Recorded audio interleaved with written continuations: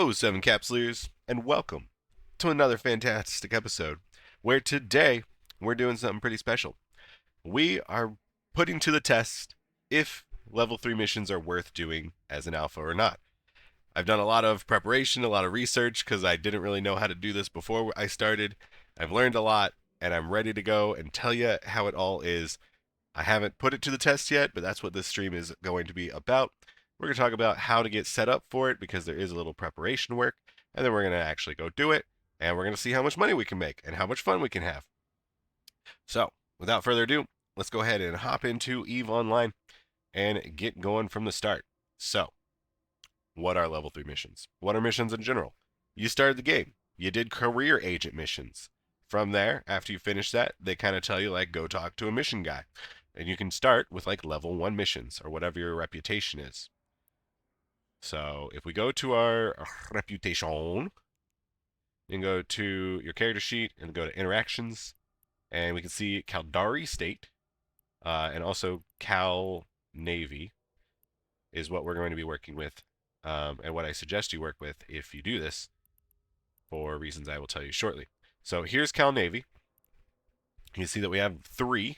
We have a little over 3, and we have Cal State a little over 3. You only need one of them over 3, and that will get you access to level 3 missions. But you will not start that high, so you're going to have to do a little bit of pre-work. So what I suggest is that if you are interested in this, step 1 is get your faction standings up. And how do you do that, you ask? I'm so glad you asked. You go ahead and go to the internet. You go to our good friend Eve Uni, and you go EVE Online, improve standings. And you say gaining faction standings fast. EVE Uni has got you covered. They say gaining faction standings fast. How do I do it? And you just do these in order. It's pretty simple. Sisters of Eve arc. If you don't know, if you haven't watched like the first few videos, this is what I recommend.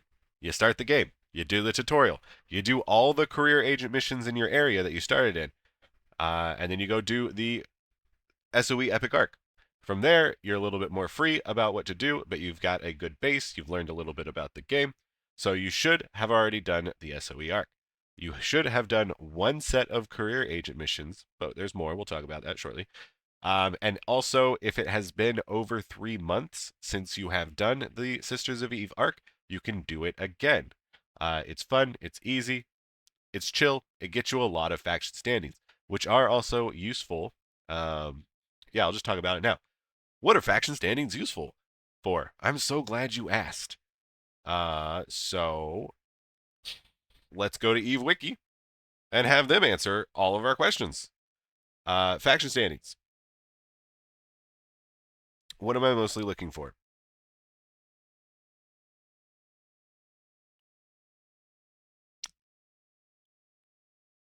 It's not easily saying it here, so I'm just going to easily say it to you. Faction standings are mostly good for the ones we're getting, which is Caldari Navy and Caldari, is that if you do trading in a station that is owned by a corporation that you have good standings with, they will give you less taxes. Particularly for alpha characters, our tax rates suck because we can't use any skills, or we can't train any skills to lower it. Trade, get fucked, nerd. I wish it wasn't like this, but it is what it is. But we can still use our faction standings increases to reduce that trade tax rate. So if we go to like sell something, we can see that we have tax rate, a broker's fee of 2.27 and a sales tax of 4.5. These are being reduced because of our faction standings. And we can go to the internet and tell you how that is being done. Broker tax rates EVE Online. Broker fee and sales tax. So it's this weird, complicated formula. But as you can see, your faction standings and your corp standings take into account what your broker fee is going to be. And then your sales tax is it just starts as 4.5. Like, yeah, we can't do jack shit as sales tax about as an alpha. But our broker fee starts at 3% and we can lower it. And with just level 3 standings, we've lowered it down to 2.27, almost a whole percent. It adds up. It adds up. It saves you money. So, like, that is honestly going to be one of the most important reasons to do this. And let's go ahead. Is like, if you get good faction standings with Caldari and Caldari Navy, you're going to be able to trade in Jita a lot better. You should also consider having a Jita trade alt. And maybe you do this activity only specifically on your Jita trade alt. Everyone should probably have a Jita trade alt, even if you're an alpha, even if you're not. You make your main character or whatever, and you make a Jita trade alt. There's a lot of good reasons to do it. It allows you to like go join Galente faction warfare, great place to do faction warfare, and you don't miss out on Jita because then you just switch things between your alts. But what was I saying? I was going to look up something else on the internet. Right, the USIA standings. There is also a really cool service if you want to get your standings higher, but don't want to actually do any of the missioning stuff. But it's probably out of our price range as an alpha, and I wouldn't really worry about it too much unless you're really getting into like Jita trading. It's called United Standings Improvement Agency. And basically, you can pay this group to increase your standings for you, but they also have a really helpful calculator here. Spreadsheets, blinding spreadsheets. You know you love it. Okay, so say our faction standing before is, I don't know, we start with like 1, right? Oh, okay, let's make a copy.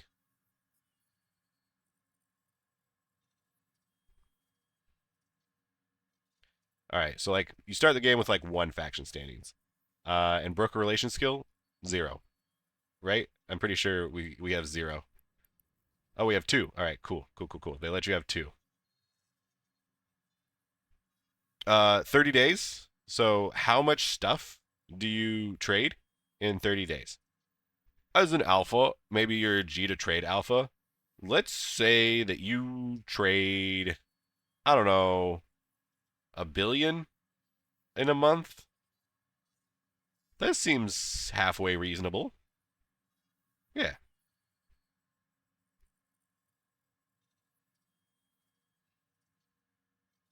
So, and then after, let's say we get our faction standings up to like 3.5, our corp standings up to 3.5, and our broker relationship stays at 2. So, okay. I was expecting a slightly higher number, but it's good that we did this. um, yeah. So we're saving a whopping value of 1.5 million ISK per month if we sell $1 billion worth of goods in a month. Yeah. Okay, cool. Hey bitch, you are forcing your Oh, it's viewers to ad watch an time. ad right now, so pause your fucking game. Can you share that link? Yeah, for sure.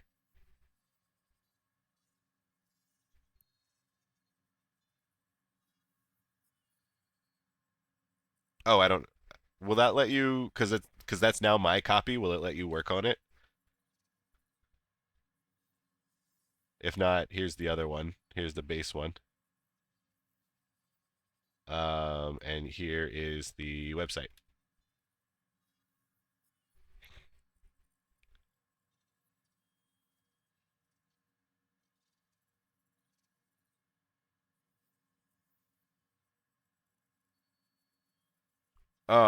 Hey, everyone's talking and I'm ignoring them. I'll wait until the ad ends to actually talk to them. Okay, but for the VOD viewers, you're not watching an ad. So the next thing that we're talking about, you can increase your standings, which makes you get better taxes, and it also gives you access to higher level agents. As a alpha character, you only have access to level 3 agents. Even if you could do level 4, you can't because you're an alpha character. Shiz sucks. It's one of the gates that alphas have. It's a little bit of a weird one. But so we're just evaluating this from a if it is worth your time to do level 3 stuff. And so each of the levels of the missions that you go up in are harder, larger, bigger, words like that. So level 1 is like really easy frigate stuff, easier than the career agent missions generally, or like same level. Level 2 is you're looking at like some frigs, some destroyers. You should probably bring like a good frig or a destroyer, maybe a cruiser. And then level 3 is you're talking about like you're going to be fighting some cruisers, a lot of destroyers, some frigates, and you should probably bring a like cruiser or a maybe a battle cruiser, but if battle cruisers are pretty big and slow. So we have opted. Actually, I'll show you. I'll show you. We made a list. We made a list of possible ships that we could do some level 3s with. Um, obviously. Okay, so also, hopefully you've been following along with all the series, but in general, you should know at this point that we pretty much hard fast recommend that you should be training up drone skills first and foremost, and then missile skills if you like PvE more than PvP, or blaster skills if you like PvP more than PvE. So depending on what you like will determine what ship that you like to use as well. But like all content, the Gila is the best ship. I say this every video, every PvE video. It's getting tiring and it's getting old, but the Gila's the best. Like way, way, way above every other fucking ship. It's gross. So, if you can fly a Gila, if you can afford a Gila, fly a Gila. It's it's got rapid lights, it's got great application, its drones are ludicrous. It's whatever you want to do in the game, you should make enough money to purchase a Gila, and then you should fly a Gila. but while you're waiting to do that, you could fly a Prophecy, but I really don't think you should be training on Mars ships because lasers are not good. So they don't really generally fit in like. Oh wait, we don't. Yeah, yeah.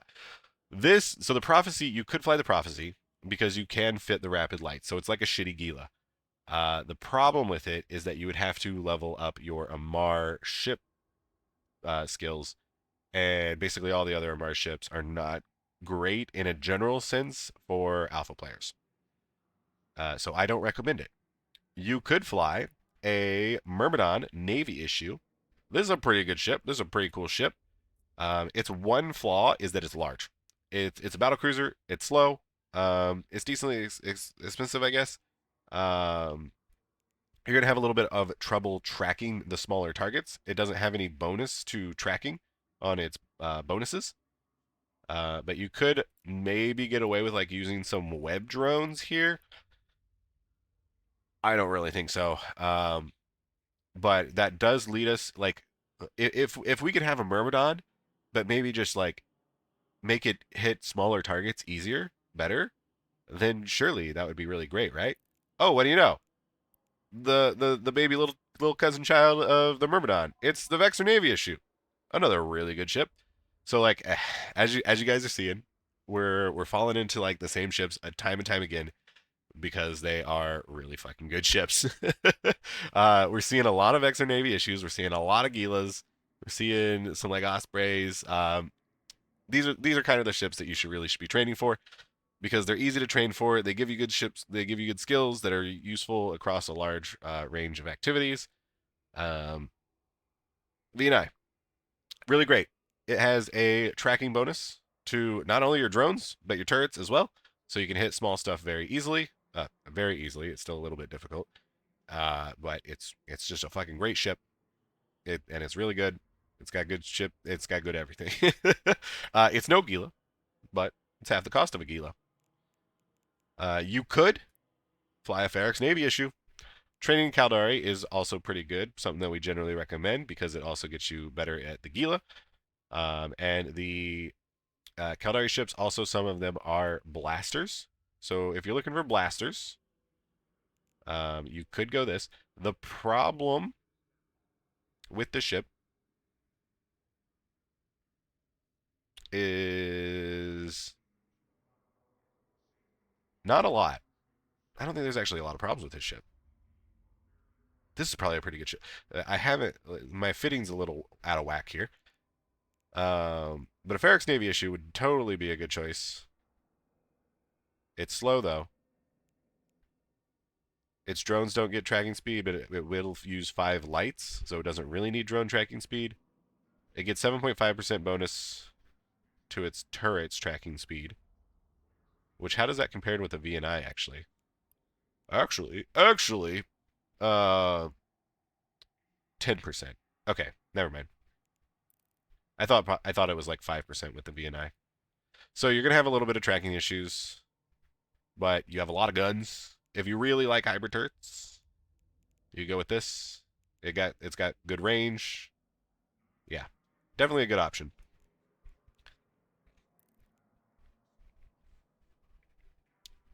Damn it. Um, Never mind. Lastly, a choice that you could choose is the Osprey Navy issue. Again, it's pretty similar to all the other stuff. It's rapid lights. It's decent. It's just there's better options. um, like the VNI is just a better ship. If well, if you're really trained into missiles, if you've trained into missiles, we currently are getting like 345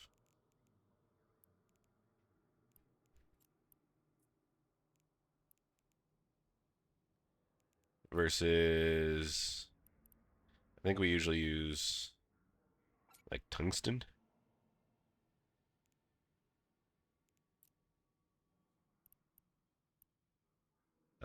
Two heavies, two mediums, one light versus 370.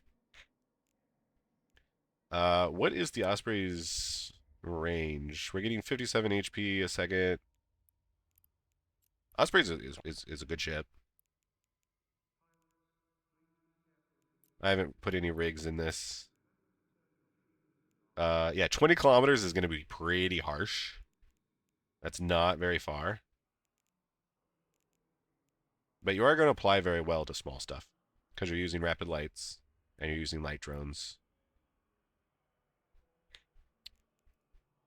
And you're getting 59, 60. Okay, yeah. Yeah, you could definitely use an Osprey. Osprey Navy issue. That would be a perfectly fine choice.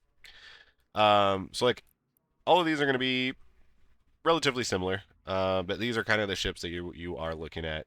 You're looking at kind of like the Navy, Caldari, or Galente cruisers, battle cruisers. Also, let's catch up on chat now.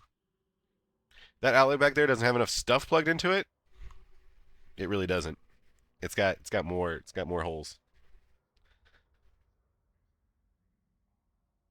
Not enough pills on the printer. More pills on the printer. Always more pills.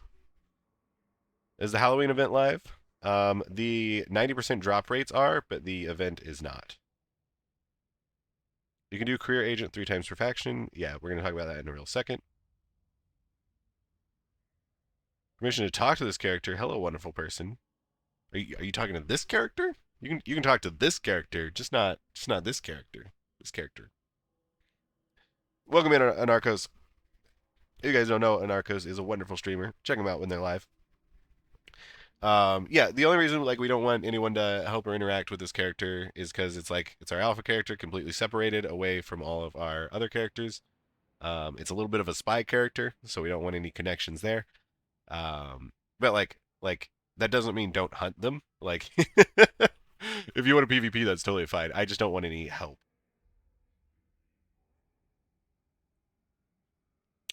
You missed an important part of starting work on standings. Social skills. Train them to access level 2 agents. Yes, we will talk about skills after improving standings. Oh, I guess ooh, shit. Probably should have talked about that before because that's what we want to do before you do the shit. Um, Level 3 missions are the best to grind rep in OO. Can be done in a wolf dual prop cloak. Um, We're going to focus on high sec stuff, but that is an interesting. I did not at all think of that being an option.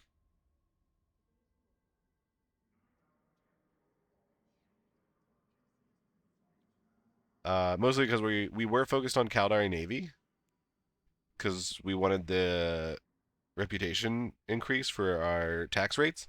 But now that I see that the tax rate increase for what realistically an alpha is going to buy and sell is it doesn't really matter. It's not a whole lot of difference. But it would be even harder to get up to level 3 for null missions because you wouldn't start high.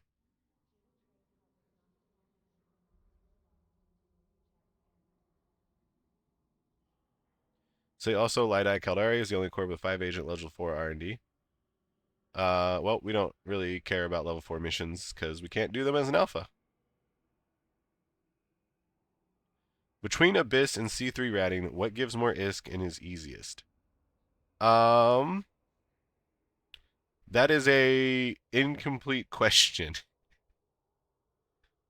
Um, what level of Abyss? How skilled of a character? Can I use a Vargar?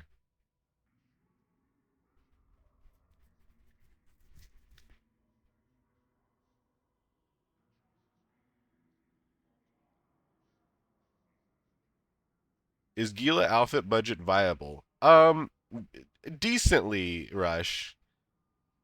It's you're looking like between 300 and 400 million for a Gila that is good enough um to do like all the alpha gameplay stuff. It's only when you're talking about like a abyssal T3 T4 Gila or an alpha that like your budget really starts to go up. But so I mean, what we're doing here, Rush, is basically trying out all of the activities that an alpha can do, and seeing how fun they are, how much money they make, how like would I recommend these activities?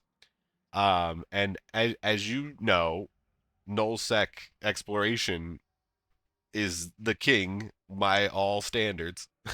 um, maybe not fun standards for some people, but boy howdy is nullsec exploration. If you want some money, go nullsec explore. You'll get some money pretty fucking quick. And then you can buy your Gila, and then you can do whatever activity that you want in a Gila. Alternatively, you can go do faction warfare in a Tristan. It starts cheap. It's really fun. It makes good money. You get to PvP. Morning, Marius. Speaking of, we have that video on our YouTube. I'll go ahead and link it for the Twitch chat as well. Um, it's in this playlist. If you want to know how to PvP, do faction warfare as an alpha character or as anyone, if you have never done it, then go ahead and check that link out. Check that video. Amar ships suck. I thought Legion was hell of a ship. Um, yeah, they suck. um, so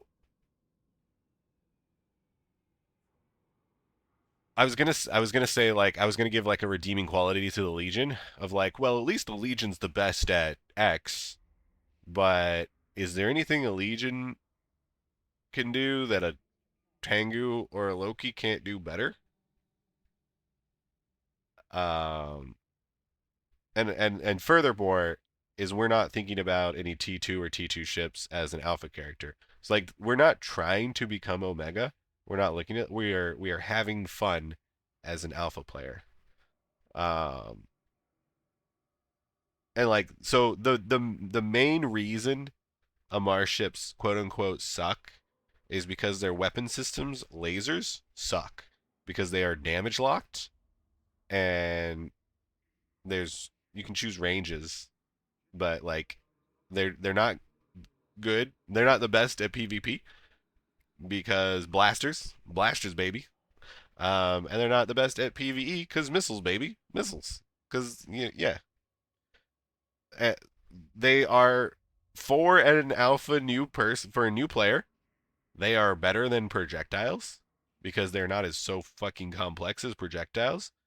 If you really do not understand EVE Online and the mechanics involved in shooting your turrets, I really don't think you should be playing projectile turrets because you're probably fucking up on a lot of your damage. Unless you're like Herder, Varger go hail, hail never fail, baby, shoot, shoot, shoot. But even then, like a lot of times, hail isn't the correct answer. Like generally, Republic Fleet AMP is like the best choice of ammo, but like projectiles are really hard to think about effectively. And you can do so many other you can use your brain cycles on so many other things to be more effective in whatever you're doing than trying to really understand projectiles.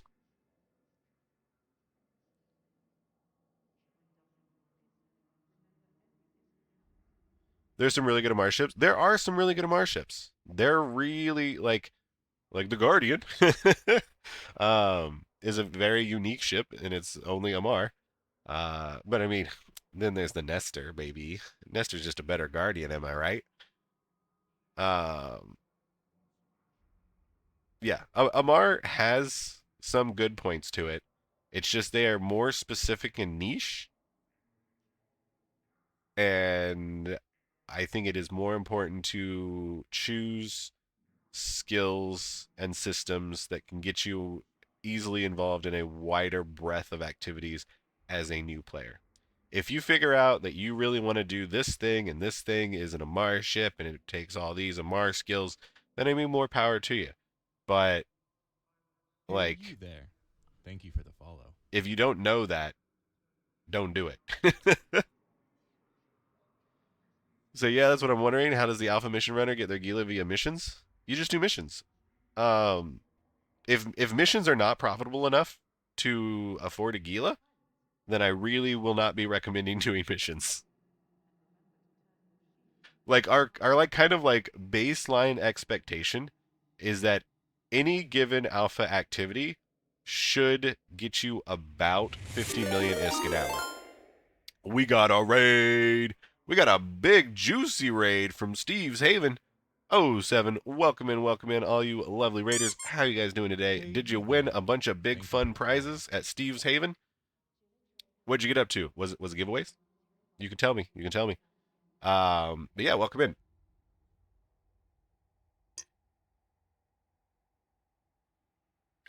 Today we are putting to the metal the test if C3 or if level 3 missions are a good idea for an alpha new player to do, if it's worth your time, if it's fun, if it gives you good money. I have my thoughts about it, but we're putting it to the test. I've done a lot of research, a lot of practice to figure some of this stuff out, and so gosh dang it, we're doing it. If you guys have any questions about that, please feel free to put them in the chat, and I will do my best to answer them, and that way we get a good old video out of it.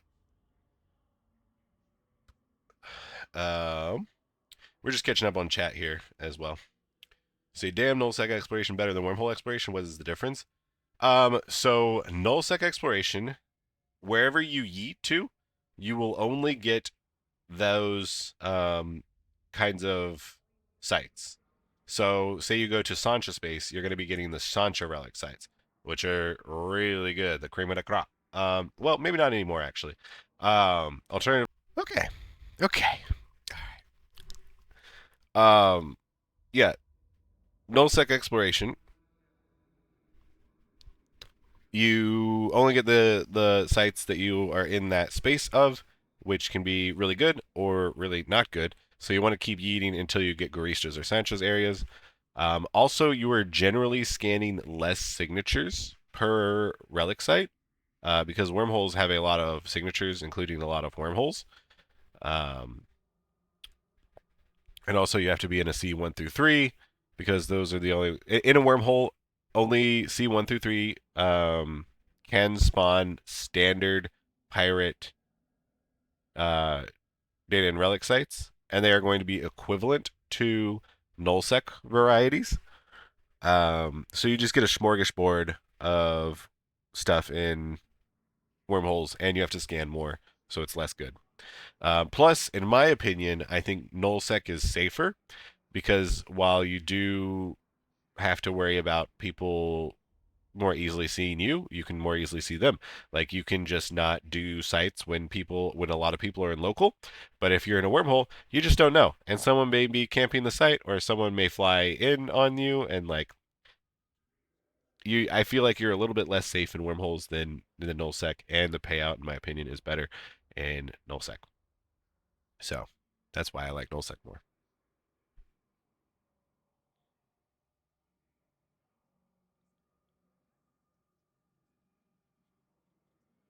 You really like the trig ships? They use lasers as well.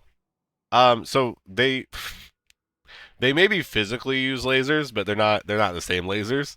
Also, trig ships are Omega only because CCP hates people.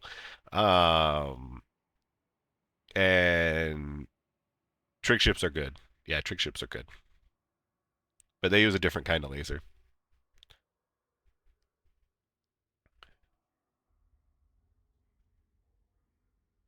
Put the new bros into slicers. Elite from jita. Slicers. Sure, sure. Thank you for the follows as well. All right, we've caught up with the raid.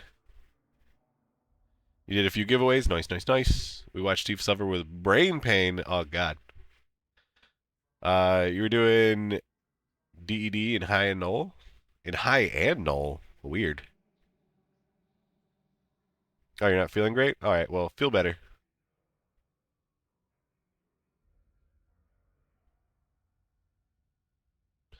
William says, in my opinion, level 3 missions are worth it to get to level 4. Maybe, possibly. The problem is that alphas can't do level 4 missions. And then there was the jump scare. Yeah. P, just a little bit. Just a little bit.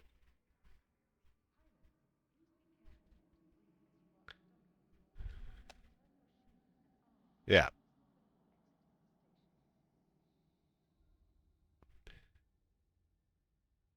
Sancha Null equals Sancha Relic. Yep, yep, yep, yep. Yeah, you guys are talking about the fucking answer before I yeah, blah blah blah.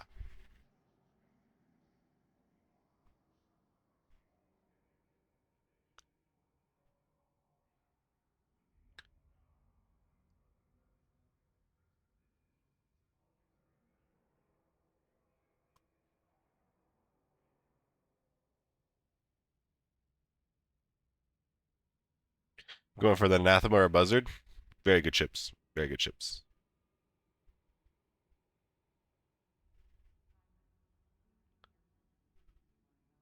Oh 07 Transgenic. Welcome in, welcome in.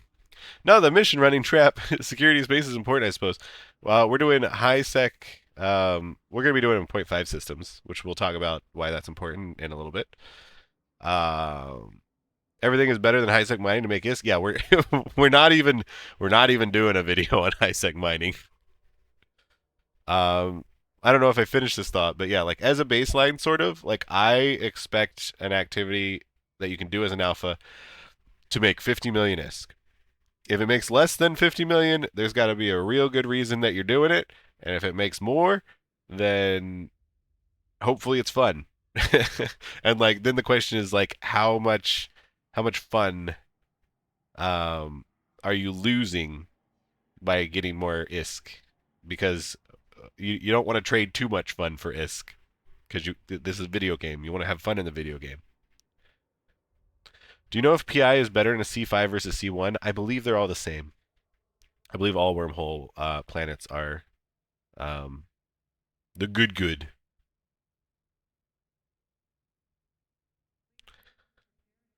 Okay, let's talk about skills because we should have talked about skills before we talked about improving standings because skills can help you improve standings. If you go to your social skills, um, if you're watching this, I know you might not have any. Got him. I'm sorry, I didn't mean to offend.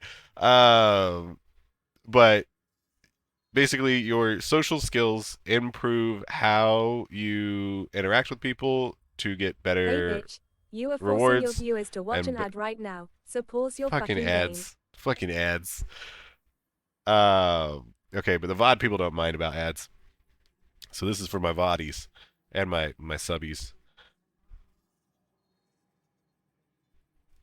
So skill at interacting with friendly NPCs, you get a 4% modifier to effective standings from friendly NPC corporations and factions per level.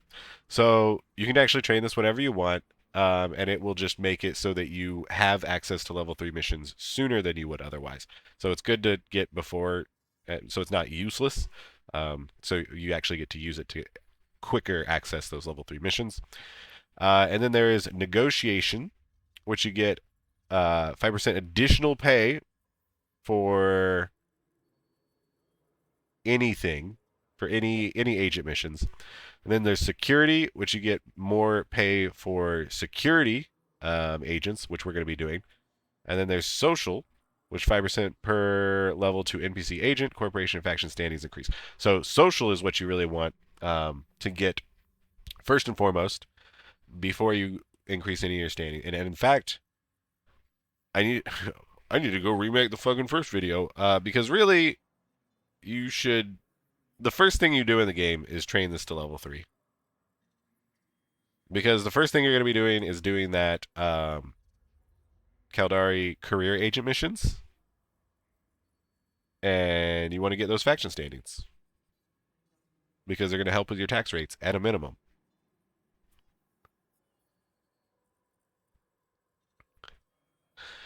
So train your social up ASAP. And then train, connections, negotiations, security. We're going to be doing security missions. Criminal connections are for if you're doing pirate stuff, which maybe if you really like doing this, you can expand out into like nullsec pirate missioning. But that's a topic for another day, which we probably will not cover. That's for you to explore on your own. And then diplomacy is for people that are hostile towards you, which hopefully no one will be hostile to you. And then mining, we're not going to do any mining missions. We're not going to do any distribution missions. We're just going to be doing the fighty security missions. So these are the 4 social skills that you should get. And then once you've gotten those, you can go ahead and go to the Eve Uni. We're back to the Eve Uni. How do you gain faction standings fast? As we said before, Sisters of Eve arc, do it every 3 months. Career agents, you did your first set of career agent missions when you first started the game, and hopefully you started as a Caldari character, so you can get Caldari standings. But even if you didn't, you can still do this. Fun fact, there are 3 sets, not 4. I'm pretty sure that's correct. There are 3 sets of career agent mission people for each faction. So basically, imagine that there are like 3 starter hubs for people. So when you first start the game, you I believe randomly get chosen one, and you can still go to the other ones and do all the career agent missions again. Does this sound boring to you? If getting the standings to do the level 3 missions sounds boring to you, this may not be the gameplay for you.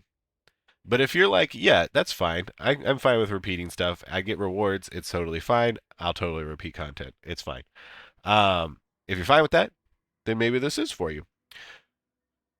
So what you're going to go ahead and do is go to the agency, and then agents and missions, and then there's career agents. Easy peasy. You click career agents. This is not actually what I wanted. I love EVE Online and I love CCP. You don't click the career agent mission box. You go to Agent Finder. Agent Finder is this last one. And we are going to be searching for career agents. And agent level is sure highest available. That'll work. And then our faction is going to be Caldari State. And then here we can see the 4 sets. I would never lie to you guys. The 4 sets. Nope. The 3 sets. I would never lie to you guys. Here we see the 3 sets of career agent hubs. So this is 4 Jumps Away in Avakanakis. This is 4 jumps away in Ultria, and this is 5 jumps away in Jolovin. So what you can do to get your faction standings up, easy peasy, is go do those career agent missions again. After that, there is data centers. This is a really old legacy mechanic that is kind of wibbly wonky. But what you can basically do is buy NPC loot drops, bring them, and you can buy these from just Jita Market. That's what I would suggest. And then you can go turn them into these very specific areas and get some standings. So you would want to go to the Eve Uni because there is this big red box, and because it's legacy content, it's bound to be fucky wucky. Um, yeah. So only do this. Like, be very careful about when and how you do this. But you can go and get these. You can buy these tags, and you can go to these areas, and you can turn these in, and that will get you standings, and a pretty good chunk of standings as well. So here's the Caldari State ones. There's 3 different areas that you can do, and everyone is like grease to copper tag and some grease to everything. Be aware, some of these tags are very expensive. Don't buy those ones. Only buy the cheap ones. But also be aware that they are level agents. So if you can only do level 1 agent missions, then you can only turn these level 1 agent missions in. The level 2 guy won't fucking talk to you. You're not good enough yet. But then once you get level 2, you can turn in the level 2 stuff. And by the time we get to level 3, we don't really care because we're not trying to get standings up to level 4 to do level 4 missions. So basically you would stick to like this stuff and then these 2 guys as well. And probably by this point, you should have access to level 3 faction standings. But let's just say you really didn't want to do the career agent missions. You only got to do the SOE Epic Arc once. You turned in some data centers, but it wasn't enough. Don't fucking do Cosmos. I fucking hate Cosmos. This is probably the thing I hate most in this game. The Cosmos missions are, again, really, really old content. Very, very fucky wucky. Not only from the game, like, it's just broken in multiple areas and ways, but also, like, players will make it even more fucky wucky for you. It's gross. It's awful. It's hideous. Just don't do it. Then there are these circle missions. This is actually really easy to do, and maybe you should do this first. You can go to this article, and really all you need to do, a circle mission is basically a chain of missions that bring you to the next person in the chain, and it just goes around and around and around. You only need to do it once, and even more than that, you only need to do 3 of the chain. So if you go to Caldari State, you can see that these last 3 missions say standings increase after completing the mission. So you just go to this guy from Jita. You go to this area. You talk to this guy. You do this mission. This mission will lead you to this guy. You do this mission. This guy will lead you to this guy. You do this mission, and you get an amount of standings increase. Very easy. A few jumps. You should probably do that first, actually. Next on the list, faction warfare. Faction warfare is really fucking good. PvP is fun. Yeah, you get good shit. You get faction standings for doing some faction warfare stuff. Be aware that this will lower your other faction standings, but if you are okay with that, that's totally fine. And I have a whole video about doing faction warfare as an alpha, and I think you should do it.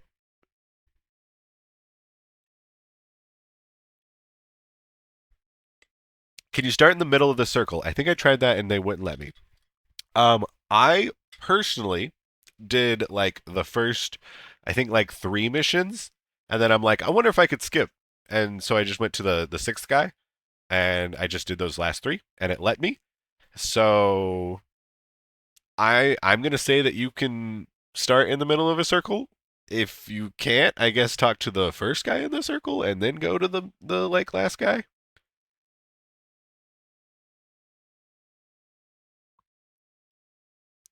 Hey Spearhawk, how's the event? It's not starting until tomorrow. The only thing that started today was the PvP loot drops, being 90%. Nope. I think faction warfare is also the highest paying alpha activity you know how to cash out your LP. I mean, it's no nullsec exploration, but it is decently high.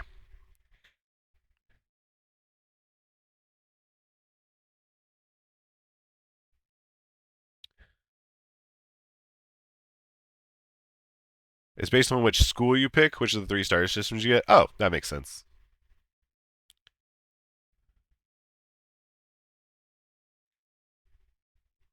And then last but probably least is regular mission running. If you still don't have level 3 standings, which you definitely do, but maybe you just don't want to do some of the other stuff, you can do missions. And missions will improve your rating.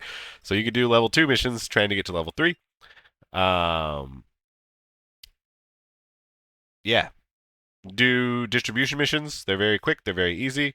Every 16 missions, you get a storyline mission, which once you do that, you get faction standings and help speed you up.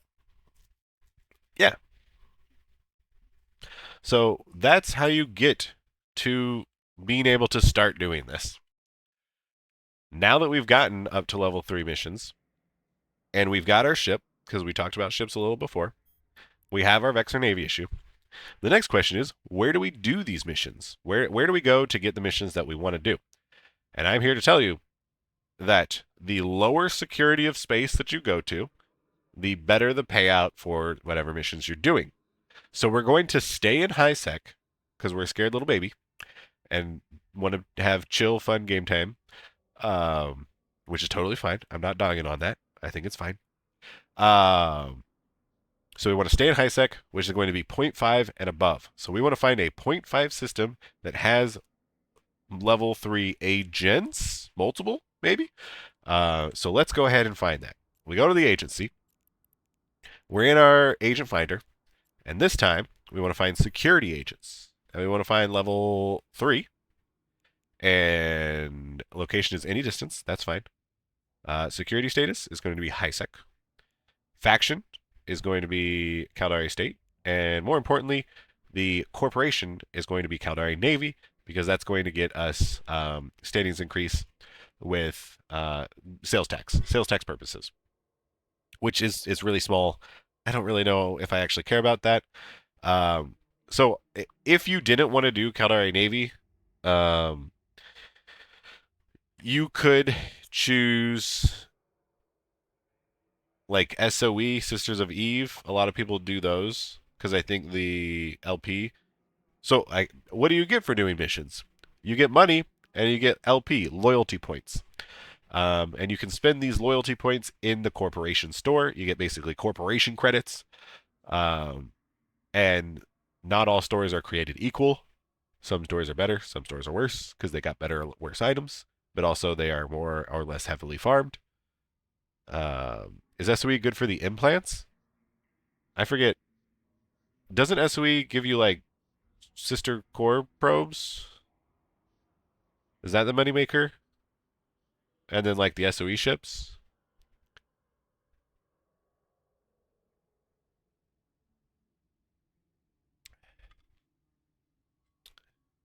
If you want to do not Caldari Navy, um, go for it.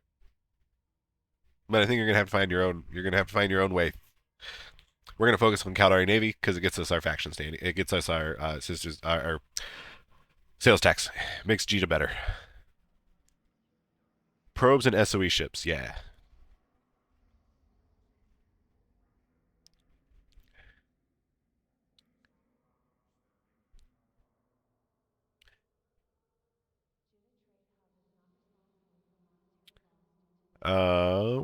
You want the lowest true sec you can get within that high sec? Yeah, we're not gonna worry about true sec though. As long as it's 0.5, it'll be fine. You also want to care about the constellation the agent is.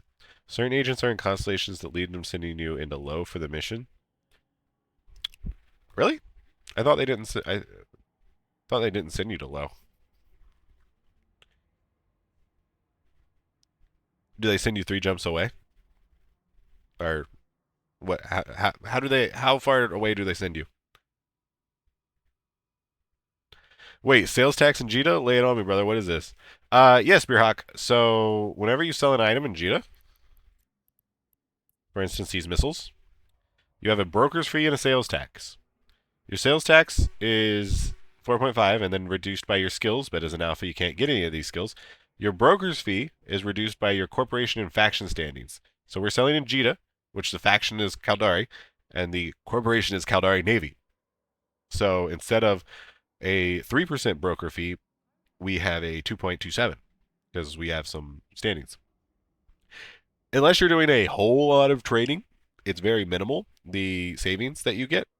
But if you do a lot of trading, Hey, it you can be there. pretty nice. Thank you for the follow. Covered your overview from YouTube. Man, it's great stuff. Yeah. Made for some modifications, be a new player, but it's great. Hell yeah. I'm so glad you like it. Fucking Descent. Be aware that sometimes Eve or CCP adds things like officers. So you do need to go into your overview settings and enable the officers for whatever filters that you want. I should probably make a little shorter video about that.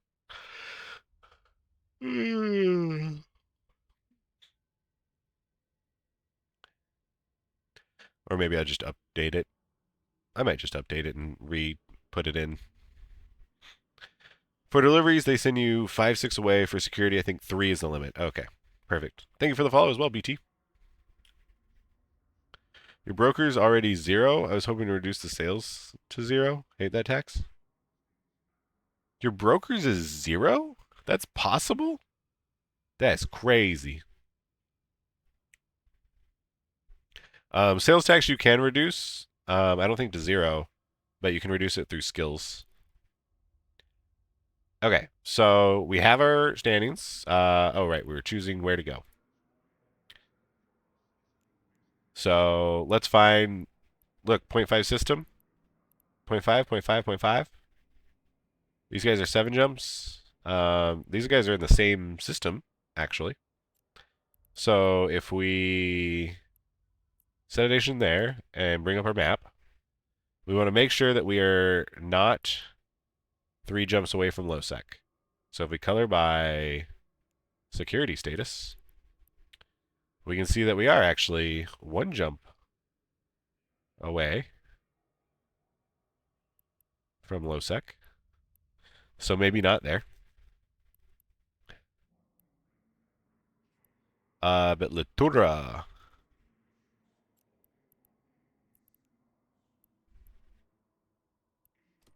Litura is 1 jump away from low sec.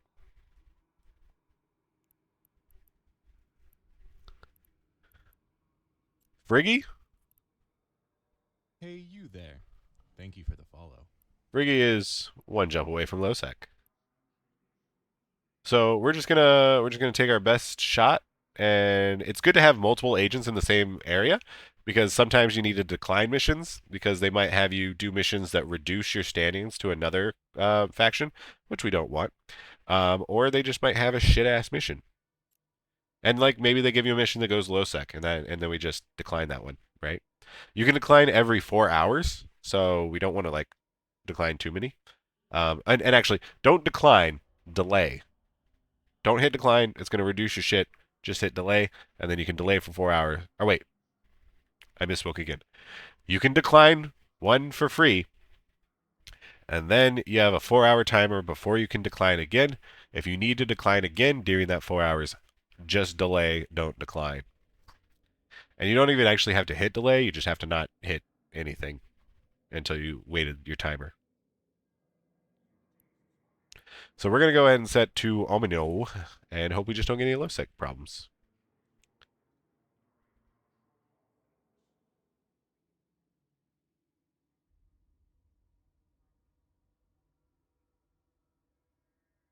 Thank you for the follow as well, Elimination.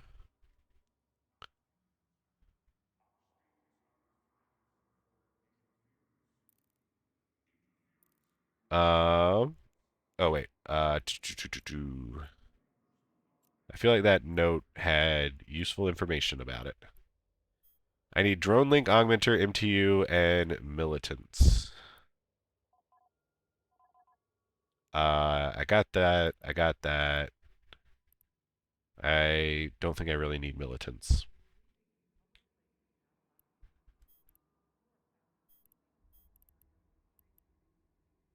We're gonna go ahead, throw this in our item hanger.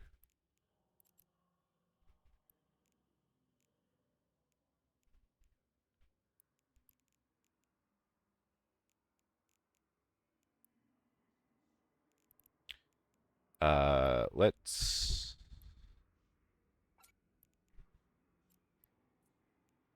just make sure we're all fit up.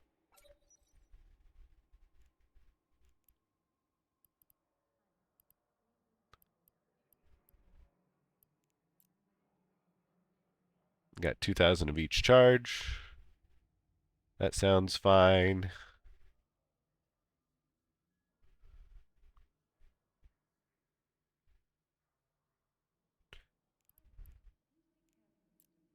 We got all our drones. We got an MTU. We have 160 M3 left on the ship, which maybe we'll get rid of some charges, or we'll drop off some charges once we're in the area. Yeah, so let's do like 3,000 and then just drop off charges.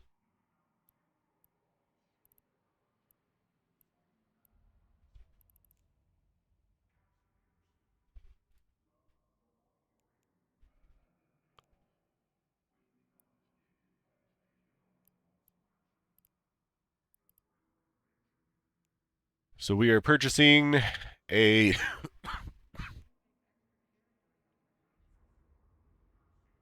good chunk of ammo. How much is this ammo costing? Oh, incredibly cheap. Yeah, ammo's not really a factor in cost. Oh, this is 4 million. So that's not something to worry about.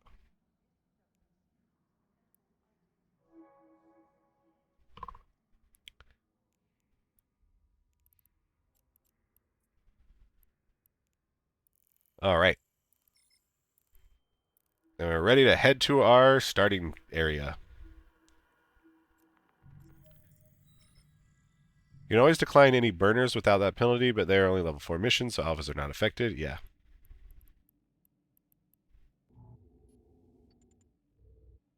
Warp drive active.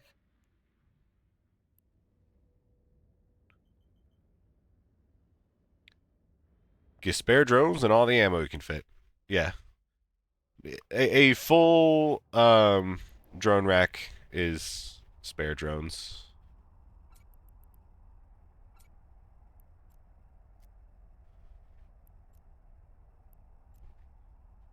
Also, I think I decided that all light drones were best.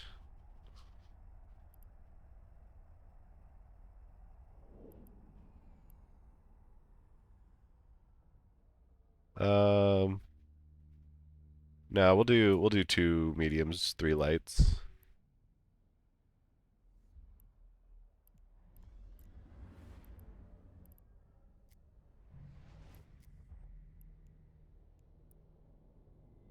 Warp drive active.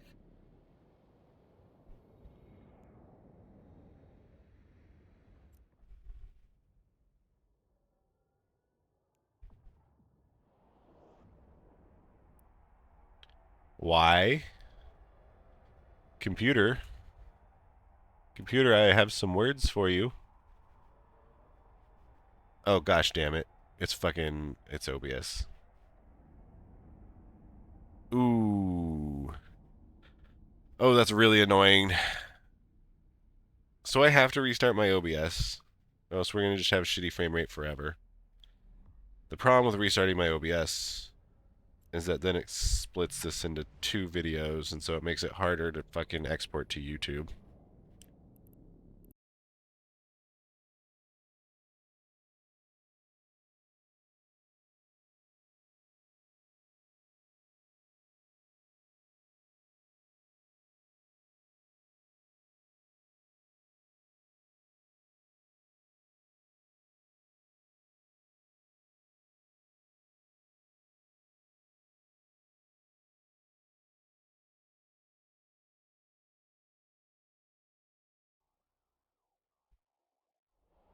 Alright, we back. Everything's good as gumdrops now.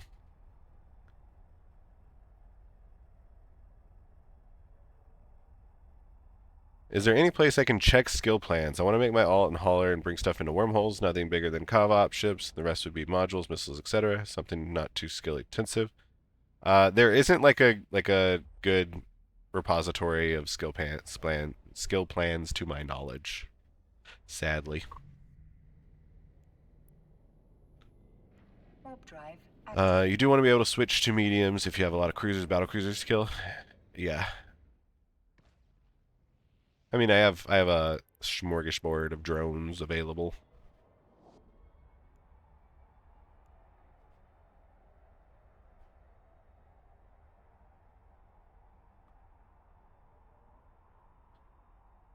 I live.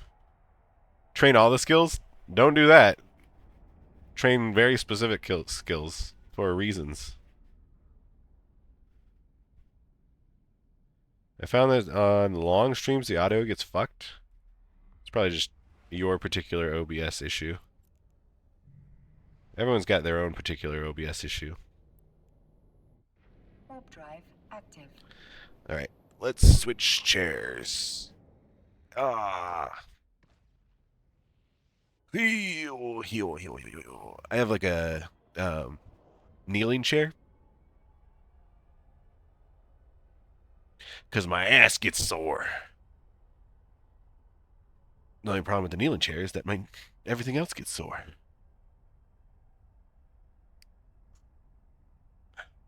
But getting more used to it. It's really cool. I actually really like it.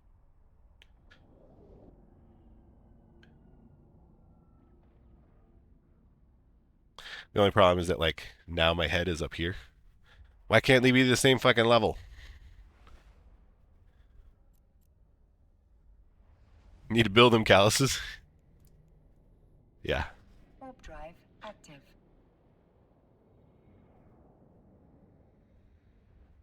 You're 56 days away from Amar Titan 5. Whee. Isn't that like a 275-day train or something?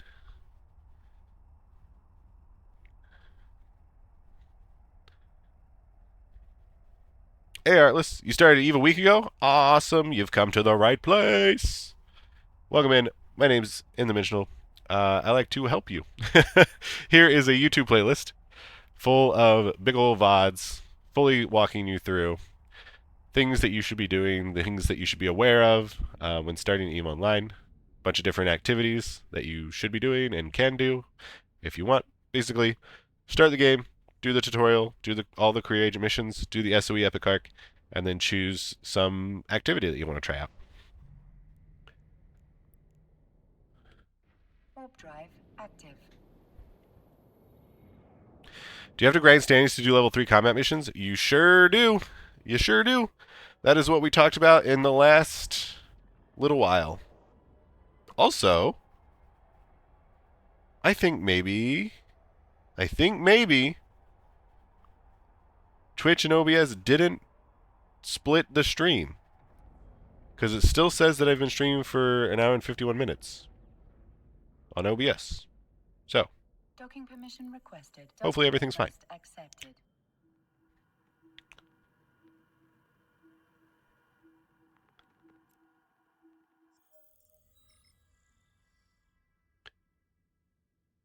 Alright, so we have made it to our desto.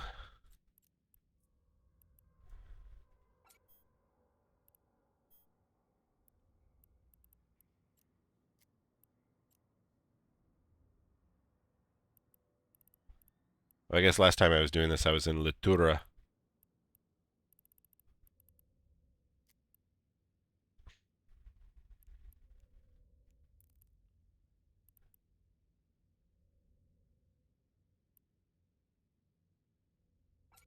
Let's move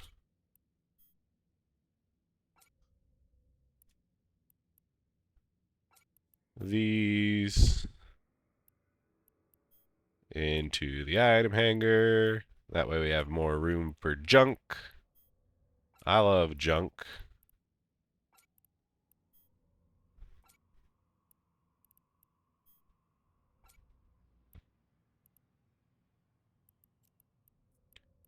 Hey bitch, you are forcing your viewers to watch an ad right now, so pause your fucking game.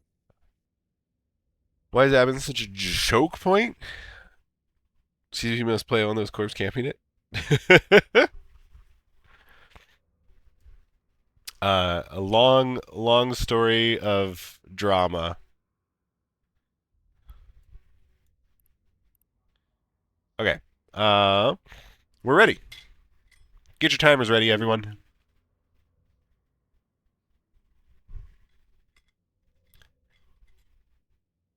We're in an ad break. I'm gonna grab some drink real quick.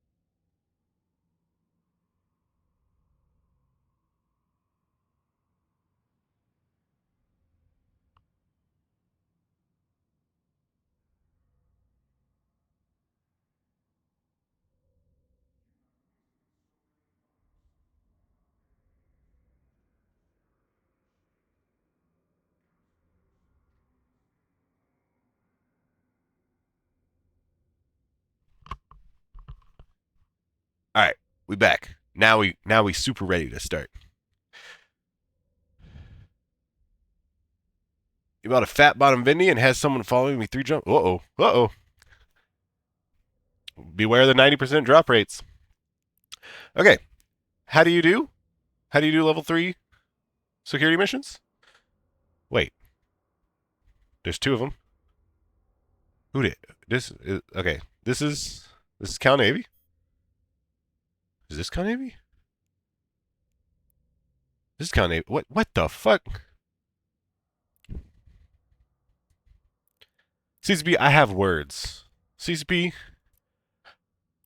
Oh wait, no. This is we chose the one with 2 people in it. Duh.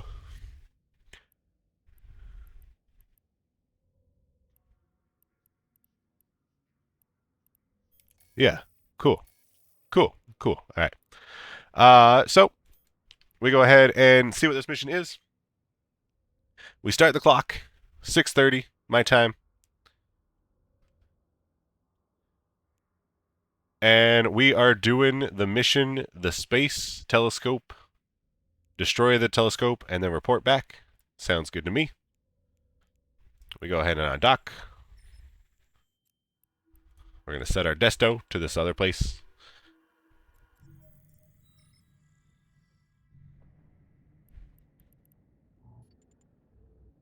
Warp drive active. Um,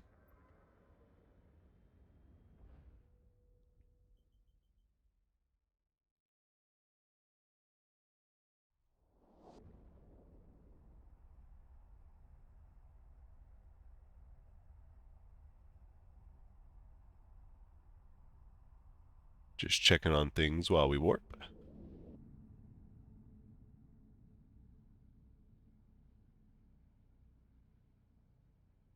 Good.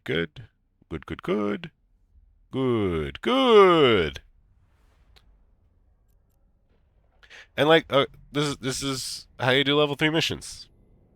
They're like all other missions. You go talk to your mission agent. They tell you to go do something. probably pretty close. If you do it, you get rewards. Looks like we're going to be getting about 700,000 ISK, almost a million ISK, and 1,200 loyalty points. And at a very rough estimate, you can just add 3 zeros to this. Every loyalty point is generally about 1,000. And we'll talk about how to spend loyalty points here in a little bit. But we're going to activate this gate. But if you're just getting a rough estimate of how much this mission is worth, just go ahead and add 3 zeros to this. So it's about, in total, 2 million ISK. The question is, how long does it take us to do this mission? All we got to do, kill the telescope.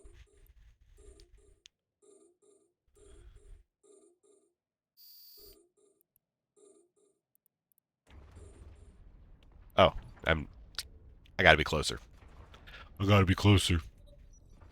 Let's get the tungsten out.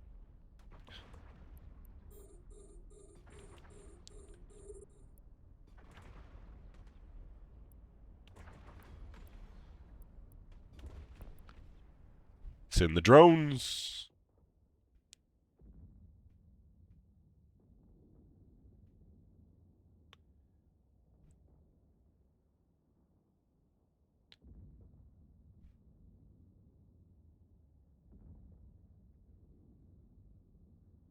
Do.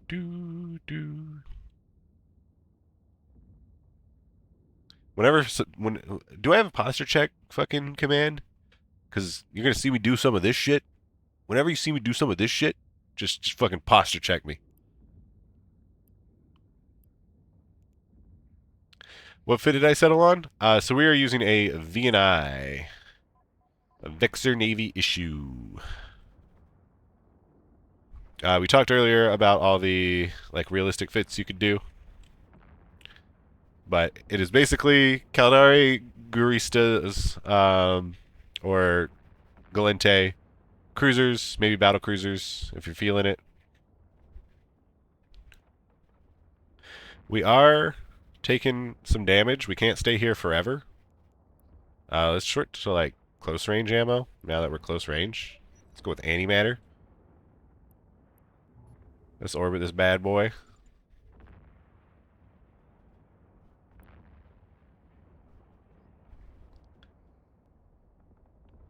That was very bad orbiting. I should have just manually piloted, but instead I basically stopped my ship and now I'm going the opposite direction.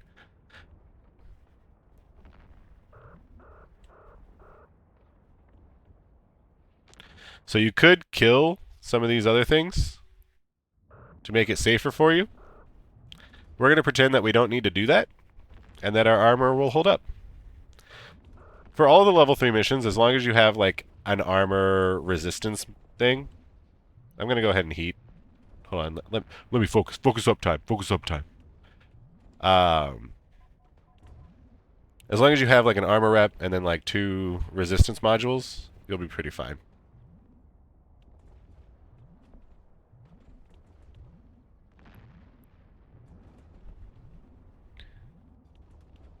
I'm going to go ahead and be ready to warp off. Just kind of look at what I'm mostly aligned to. Let's go ahead and align to this. Looks like we're mostly fine. Even if we take some hull damage, it's whatever. We can repair in the station. Alright. Return our drones. Don't forget about them. We can set our destination. Let's go ahead and align to this, which is not a great thing to align to, but we have plenty of armor. We're fine. Drones have returned. We can go ahead and hit that warp button. Let's get out of here. We can stop heating our repper. And that is our first mission. I probably should have went with my heavy combat set instead of the lighter drones, because turrets don't move. Turrets are pretty easy to shoot. They don't move. Dual rep VNI does well in 3s. Oh, we're just single rep. We don't need dual rep. Pretty fine as he dips in a hole. Listen here, you little shit. 100% hole. We're fine. Warp drive. Ever use a reactive hardener? I don't know. You tell me. Have I used a reactive armor hardener? Chat? What do you guys think?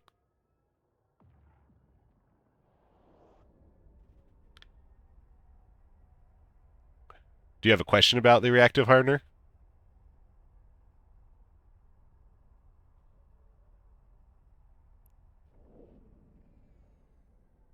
It's one tough satellite? Yeah, it is. Docking permission requested. Docking request accepted. Just whole tank it, Remy? You could. You definitely could. You would probably be fine. So now that we're in station, make sure that you rep yourself.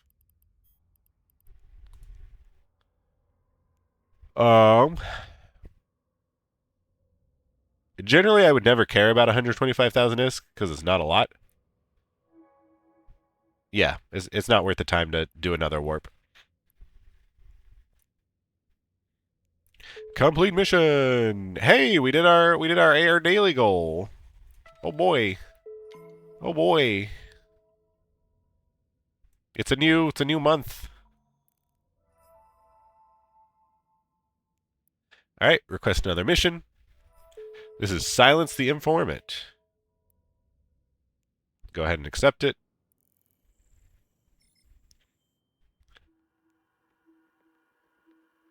As long as there are no warning signs, I think, don't quote me on this, as long as there are no warning signs in their like little info blurb, you'll be fine to do the mission. But it should warn you if like you're going to take faction loss with another group, or if you have to go to low sec. Passive shield or active shield for armor for missions. Whole tank is for PvP. Yeah.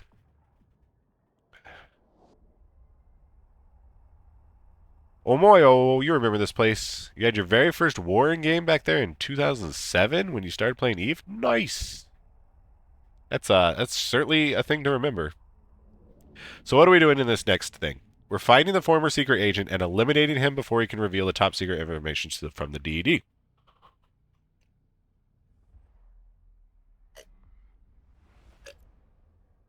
So whenever we see a ship that is like informant ship, we're going to kill that thing. Warp drive active. And if we don't see it, we're going to kill everything else until we do see it. You can also, there are a lot of really good visual guides. There are a lot of good resources if you don't know what the mission is and are curious about it. You can check it out on the internet. Cade Plays Games is a YouTube channel, which he just goes through and does all the missions. So, like, you can really, that is the repository that I like to use. It's on YouTube, Cade Plays Games. You can just, like, YouTube search the mission, Active. and then, like, it'll be in one of his videos. And it should link you right to it. It's, like, bookmarked and everything. Good stuff.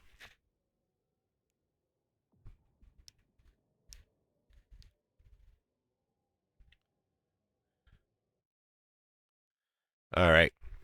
Generally, you can't activate gates when there are people around.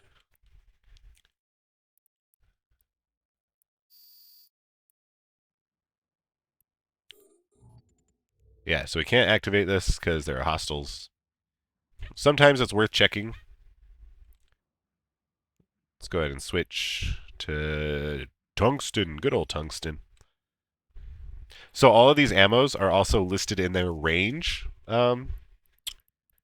order.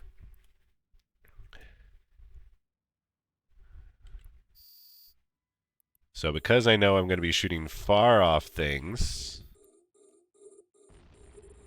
then I can kind of like stop my ship.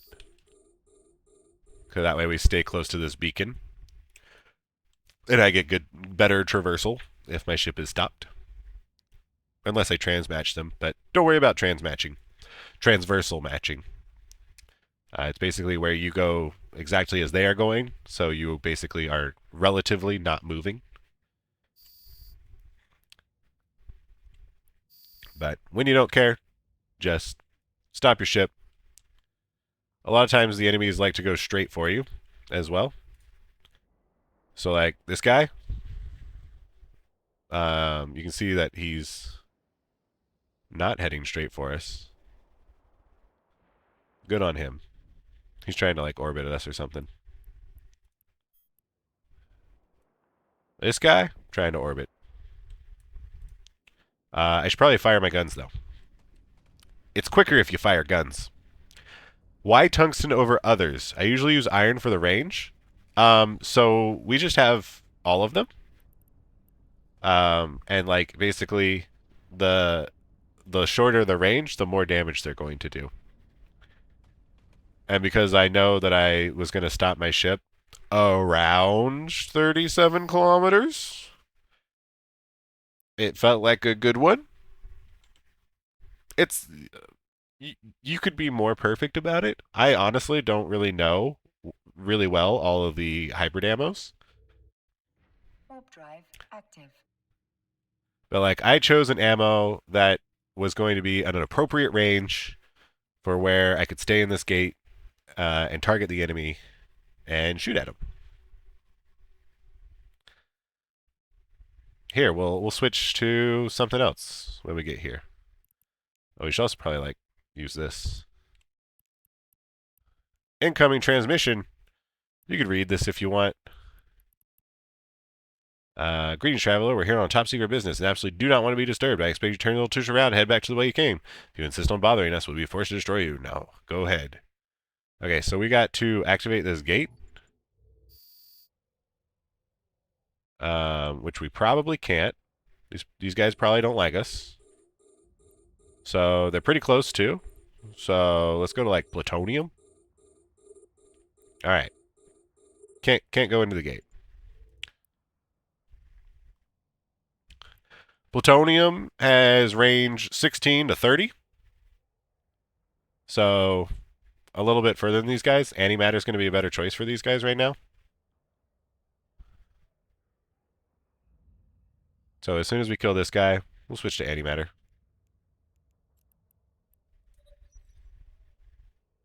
And like, yes, hybrid turrets do have an amount of reloading time.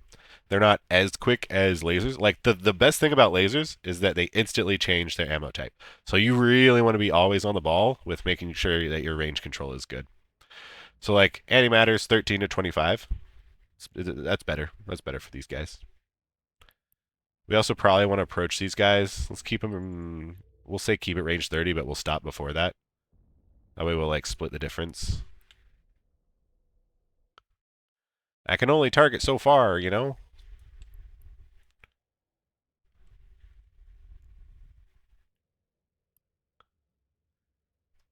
Oh, also, my chat fucked up.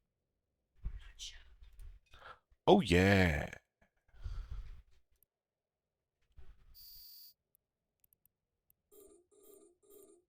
Yeah, so I can only target within 58. In the meantime, let me do this one little thing. You see nothing. Don't worry about it. And then... Welcome to the Wednesday stream. Wednesday stream always comes featured with a ASMR food eating segment. Today on the list is nachos. We got some wonderful nachos with some sour cream and some cheese. Oh boy, smells good, looks delicious. Heart attack on a plate, you fucking know it. This one goes out to all my homies.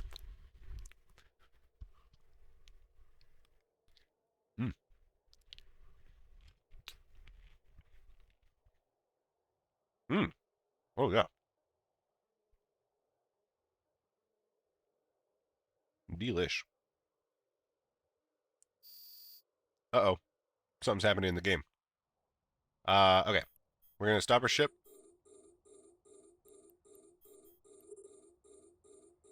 They're 30 kilometers away. Let's go thorium. Thorium says 23 to 35.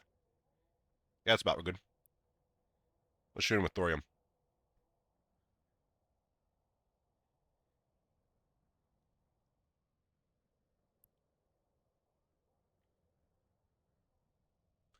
You're gonna level into a Jackdaw for these? I mean, that's cool for you. Jackdaw is a T3 destroyer, which is Omega only, but it's definitely a good ship for these, for sure.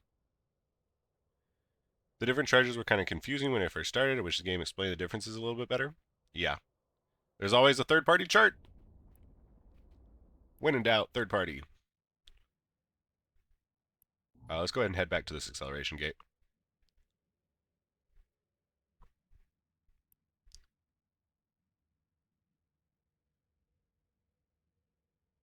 The only thing is that projectile choose ammos like a kid eat candy.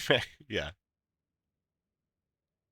Yeah, all of our ammo only costed like 2-3 million, so really reasonable prices. We don't have any like faction ammo, so but we don't need faction ammo for doing level 3s. I don't think it would speed it up faster than it would spend money, but maybe it would. Something to investigate. All right, let's recall our drones.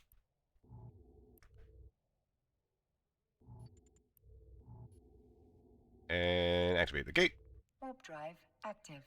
As you enter the final area of the dead space, you notice the informant, Tarek Nomuri, idly floating by in his mobile residence. You wonder to yourself, how could a man commanding a lone frigate survive in this hellish place, infested by rogue drones? But such thoughts quickly evaporate as you notice yourself being locked and attacked. Oh shit!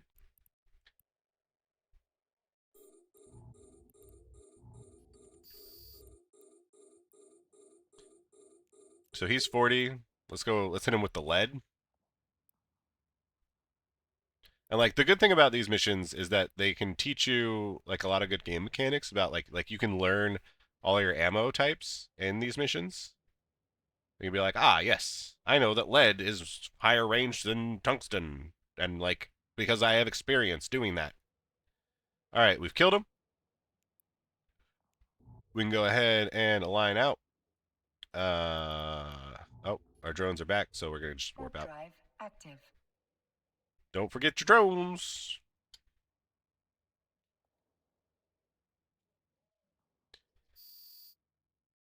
And then we're gonna eat some more nachos. Video games. Hmm.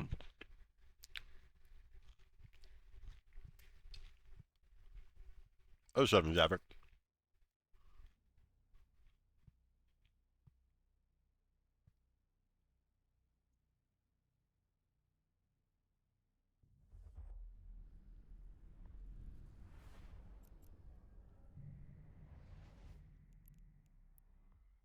Warp drive active. So that's why you move from projectiles to lasers. Nothing like zero ammo cost. Yeah, zero ammo cost is nice. There are redeeming qualities for lasers. They are good in unique ways. It's just the damage lock is not good. um, it's very niche where you can use lasers. And their ships are like kind of mid tier. Mid. Docking permission requested.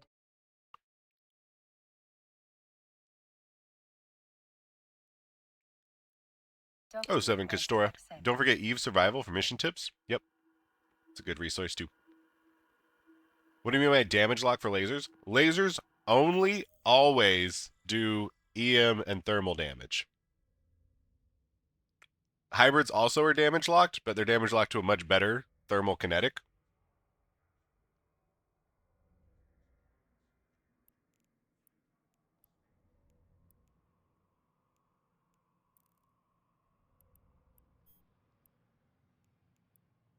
And they have good ships. And they're like Galente are generally not super damage locked as well because they have a lot of drones. Whereas missiles are like fully damage unlocked. They can easily choose what kind of damage they want to do. And then projectile turrets are a whole fucking different ballgame because they have a various mix of damages at different ranges and different tracking speeds, and it's just hell on earth. And that's why if you don't know exactly what you're doing, you shouldn't use projectiles. Next mission. Let's fucking do it. The space telescope. Oh, we've done this. Cool. We're just doing space telescope again. This time we're going to send out our big drones. We're going to send out our big drones and hopefully kill this thing much quicker. Warp drive active.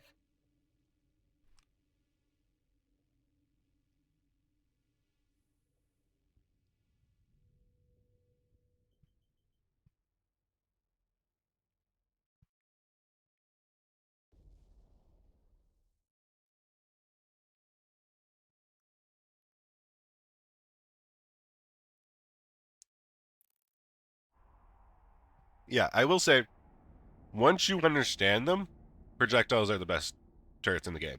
Like, hands down, easy. Warp drive But active. it's not worth learning for a long time. You can focus on so many other things, use your brain cycles on so many other maneuverability things that will give you better results than trying to effectively use projectiles.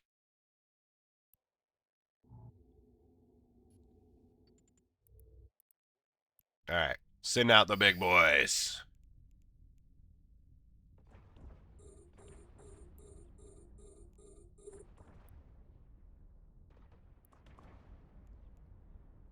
We're just gonna start shooting with lead, because why not? We're well out of fall off, but we're gonna get in fall off.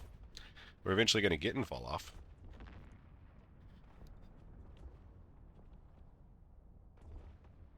Are my drones?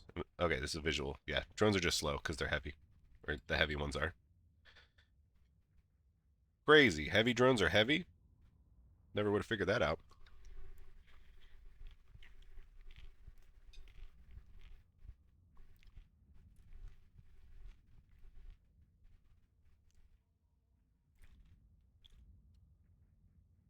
You say projectiles are extremely rewarding though if you know what you're doing. Yep, yeah, for sure.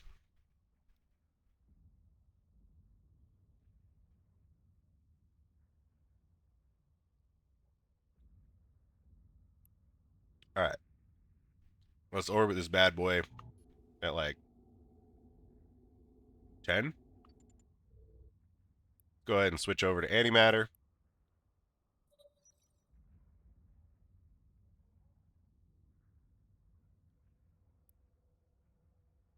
I think we're doing much better this time. I think we're doing much better this time.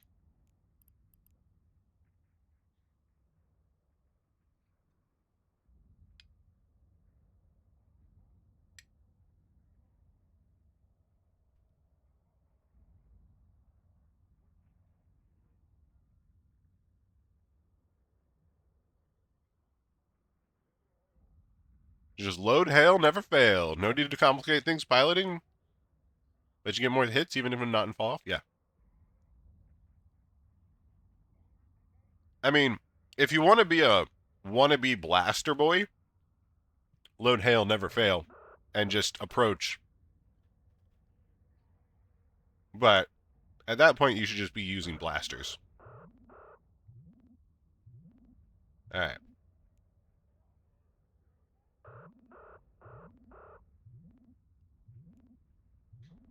We got it.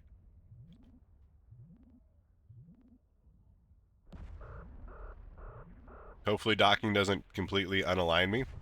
I don't know where we're docking. I'm just going to hit the dock button. Fuck it, we ball. Warp drive All the drones active. are in. Hey bitch, you are forcing your viewers to watch an ad right now. So Uh-oh. pause your fucking game. The soup? The soup got me. I'm in the soup, boys. All right, we're fine. So the soup is a concept. Well, no, it's actually reality. In Eve, your ship flies in a cosmic soup. And when you align to things, it will try and slow you down. How to eloquently put this? Docking permission requested. There are Docking situations request where, accepted. like, you are going perpendicular, and your thrust goes only in the direction that you want it to go in. So you need to, like, be within 5 degrees of where you're aligned to. And sometimes in certain situations, all of your thrust is going not in the anti-direction of what your speed was going. So you get stuck in the soup. Basically, where, because your ship is not actively slowing you down in the other direction. Only the soup is. And the soup is good at slowing you down when you're going fast, but very bad at slowing you down when you're going slowly. Because there's resistance. The soup has resistance.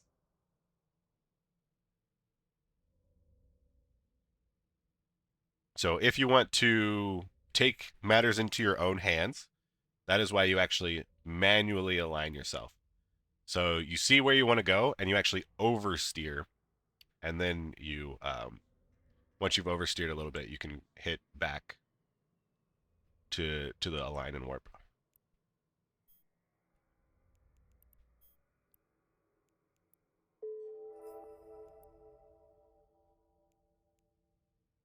All right. We are delivering. Oh, wait, retrieving. We're stealing some wine. Let's go steal some wine.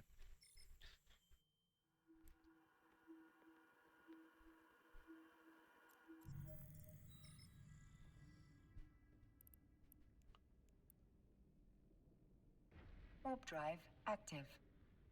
And Eve, your submarines swim in cosmic soup. Yeah. Yeah. Submarine, it's fluid dynamics. The soup is fluid dynamics. Eve has it. Because we're all just actually submarines.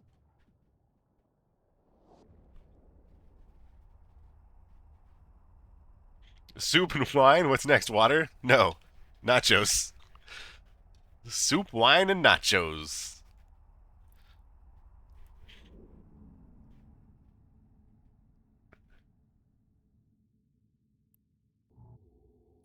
Oh, look. A warehouse. I wonder what's in the warehouse. Surely it is not a trap.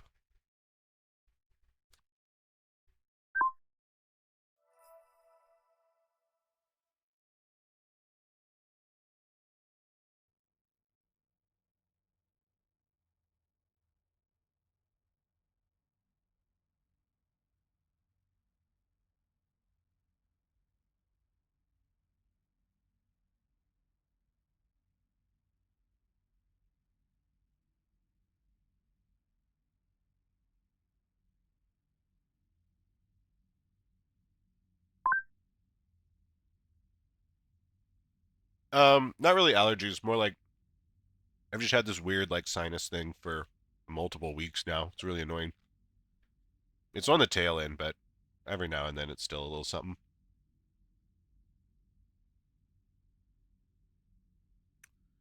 Oh God, my ass is grass.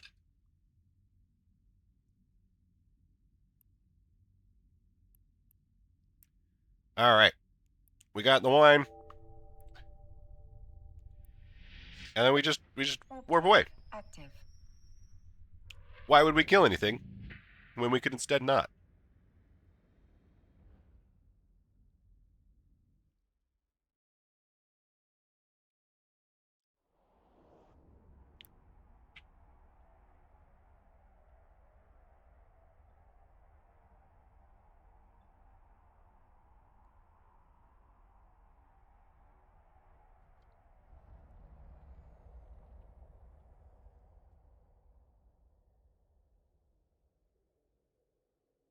Docking permission requested.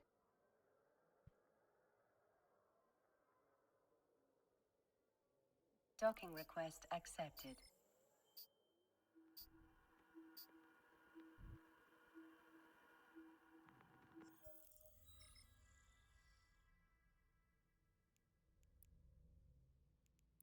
And some missions are really just that easy. All right. Let's see. Defeat the pirate duo. Retrieve the stolen special delivery from your agent, or for your agent. Oh, fuck me. Oh, God. I didn't take account of how much Active. LP I had before this.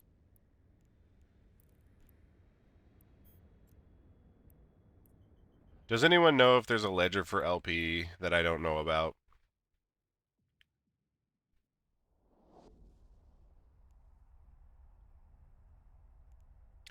How many missions have we done?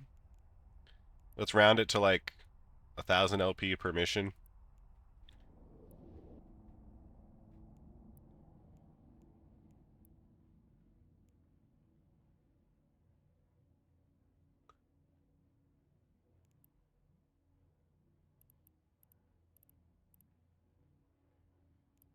Um, 1, 2, 3, 4. We've done 4 missions.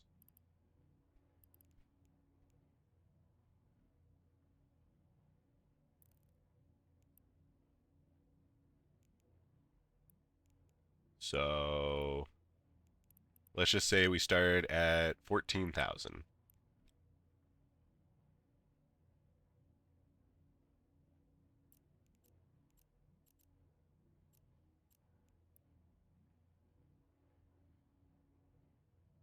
Uh, 14K LP.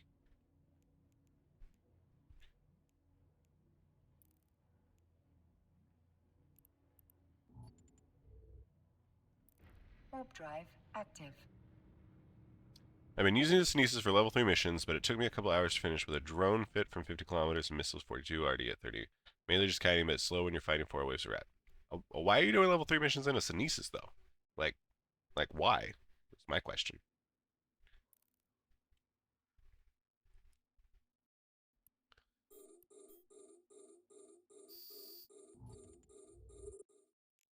So these are Drakes, so we're going to go ahead and send out our heavy drones. They're also pretty far away. We'll hit them with uranium. Uranium, these nuts.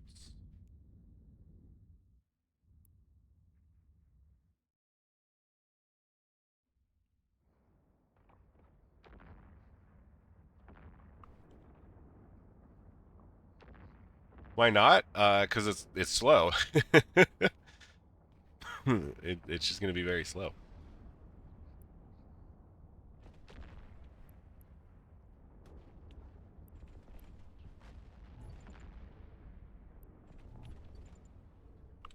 So whenever you approach something and it dies, your ship like slows down from that point.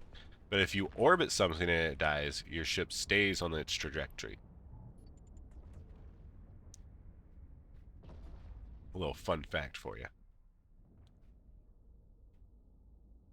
Particularly useful if you're trying to kill a cloaking ship, because as long as you start orbiting them, then even though they cloak, you'll still go where they were.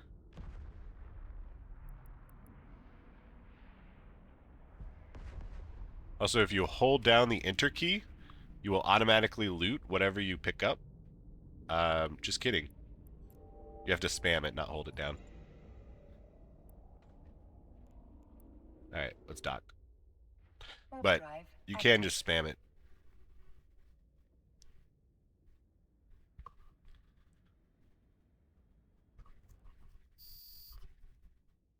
And that is because whenever you like open a box or something, the default like you get defaulted to loot all button, and so you just hit enter. And then it loots out all.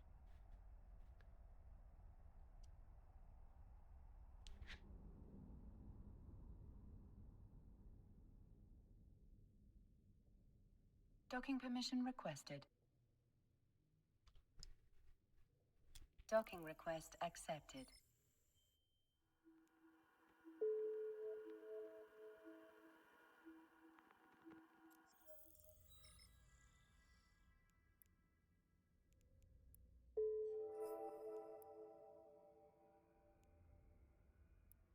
The spy stash objectives. Take the reports from the Grease's office quarters and return them to your agent. The acceleration gates in the complex are not locked, therefore do not require you to eliminate guards to get through. Cool.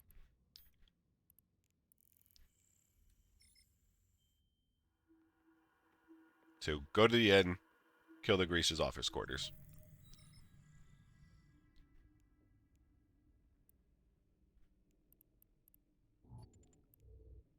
Warp drive You say not exactly though. If you orbit at some point, your ship starts making orbit approach. instead of point approach, if that makes sense. Yeah. I mean, well, technically, always. So, like, orbit at 500. And that way your orbit approach is close to your point approach.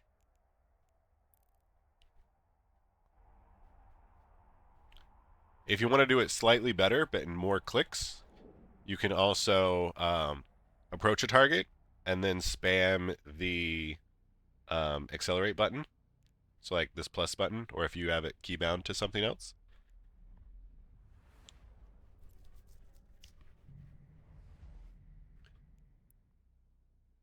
And that will just increase your speed at whatever your direction was.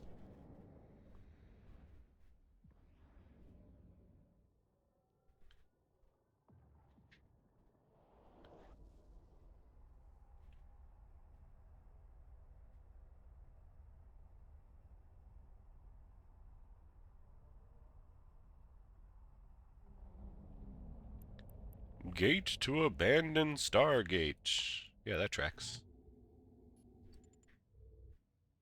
Warp drive active.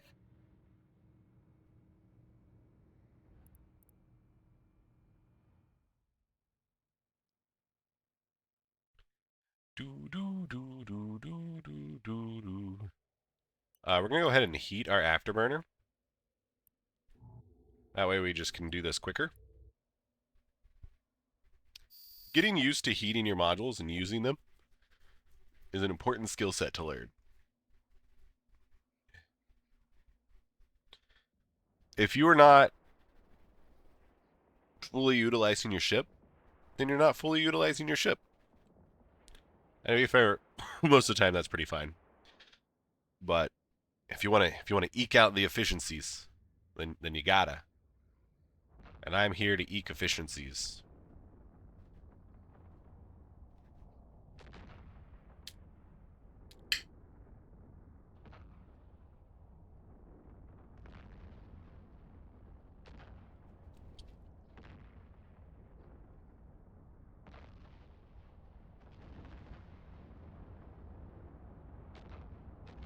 Mm-hmm.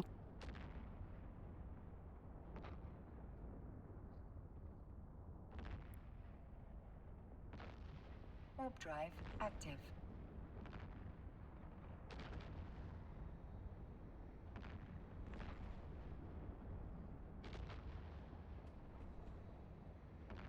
Uh-oh, the soup. The soup was hanging on a little bit there.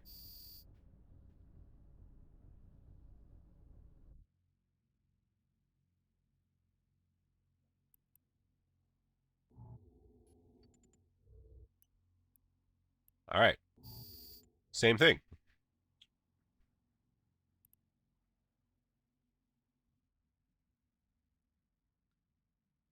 We're here for one thing and one thing only. We're going to do maybe 2 cycles of heated AB. We don't want to burn out. If we burn out, that's pretty bad.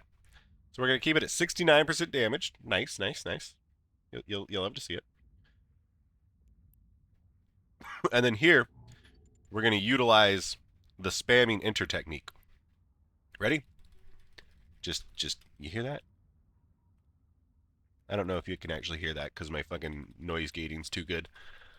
But I'm just spamming the enter key. Oh shit, can't access it while it's guarded? Alright, new plan. Orbit. Release drones. Kill everything. We probably don't actually need to kill the turrets. Switch to antimatter.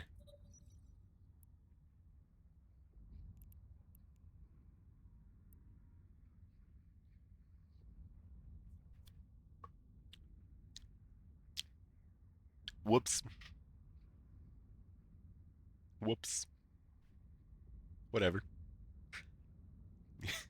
It's fine. It's fine. They don't lock the gates, but they lock the fucking report holder. They lock their filing cabinets, apparently.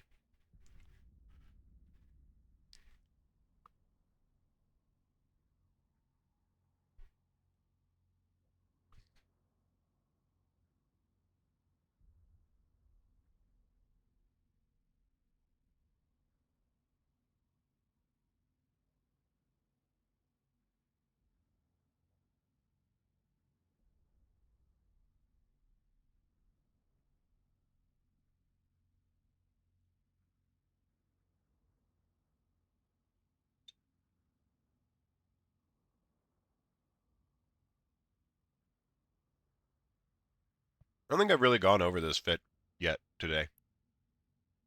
We should probably do that. I don't think I probably have to kill the turrets, right? Probably just kill the things. Let's have the drones focus on the thing.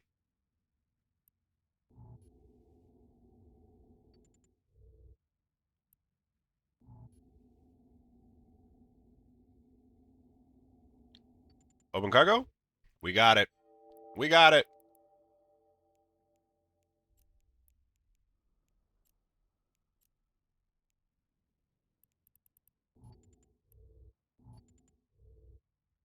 Warp drive. And we out of here. We out of here, boys. Ah. Uh.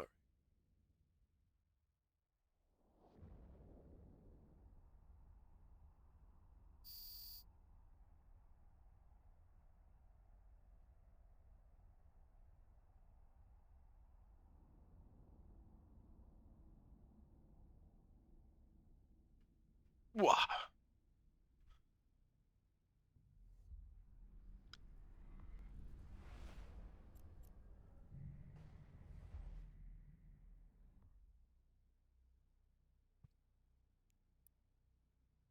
Warp drive active.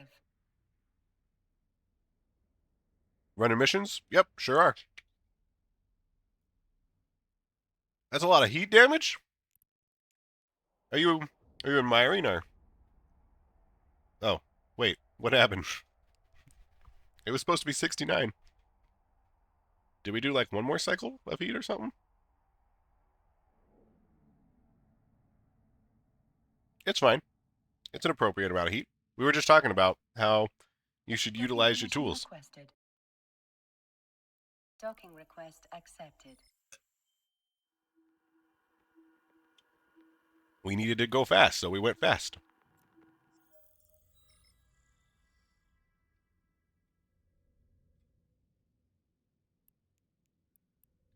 The real question, is it worth the repair cost? 43,000 is? Yeah, that was worth it. No regrets.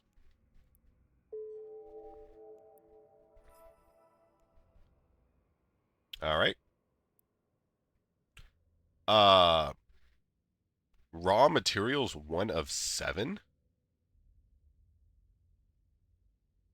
Wait, what the fuck? Hold on.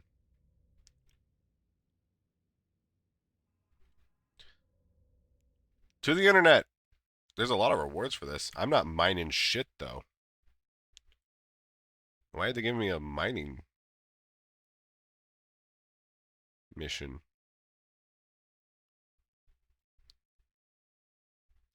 So here we're going to go to YouTube. And we're just going to put the name of the mission. Eve Online. Oh, it's fucking Frontiers. Ah. Well, this mission's ruined. Okay. We're looking for Cade Plays Games. So just in our search box, Cade Plays Games.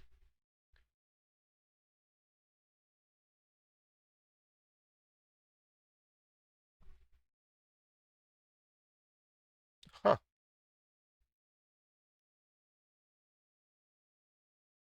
Okay. Here we go.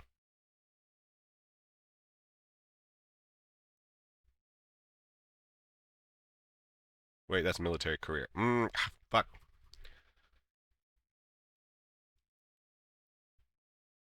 Okay. Eve Wiki's got us. It's not visual, but it's fine. It's a mission series, mission chain. 4 encounter, 1 mining, 2 courier.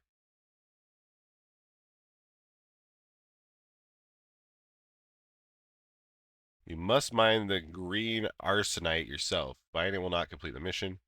While mining, 3 non-elite frigates will spawn. Okay.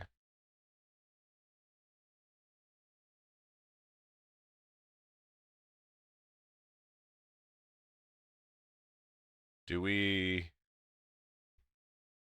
do this?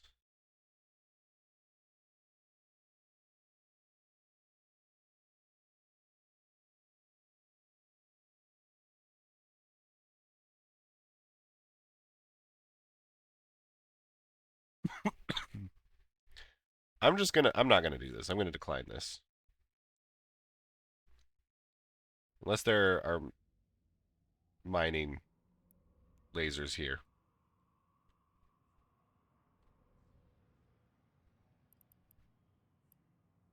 Are they just called mining lasers?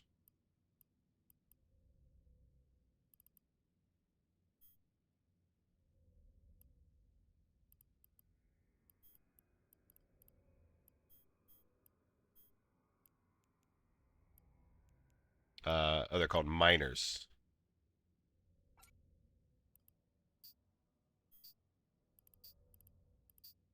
Nowhere, anywhere near. Okay, fuck it. Time to show the decline mission mechanic? Yeah, that's right.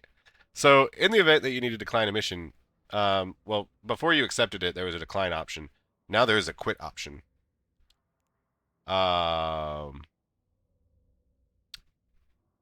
Fuck. Well, desperate times call for desperate measures. If you are forced into a situation where quitting a mission, you're going to lose corp and faction standings, you hit yes, and then you cry about it. Oh, okay. 0.002 faction standings.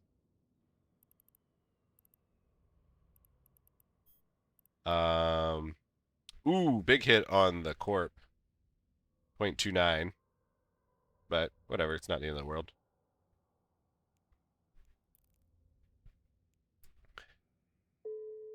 Normally you read the mission before clicking accept. Yeah.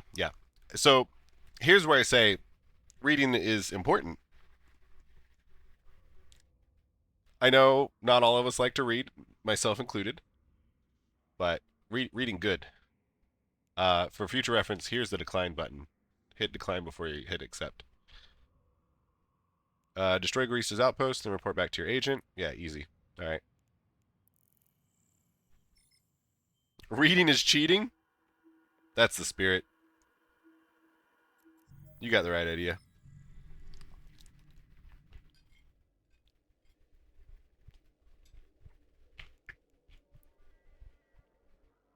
Warp drive active.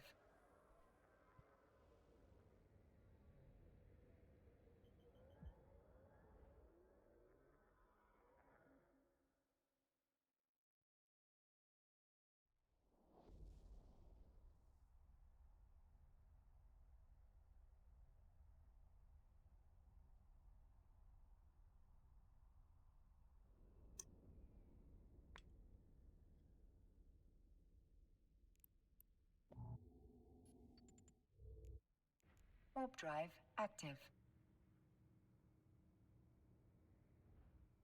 Pretty annoying that security agent makes you mine and courier stuff. Yeah. That was not something I was expecting. We need to destroy the outpost.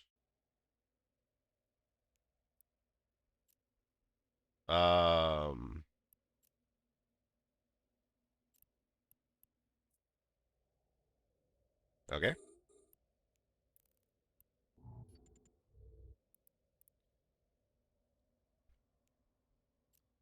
Let's load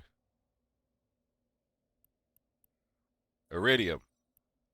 And let's get our heavy drones out.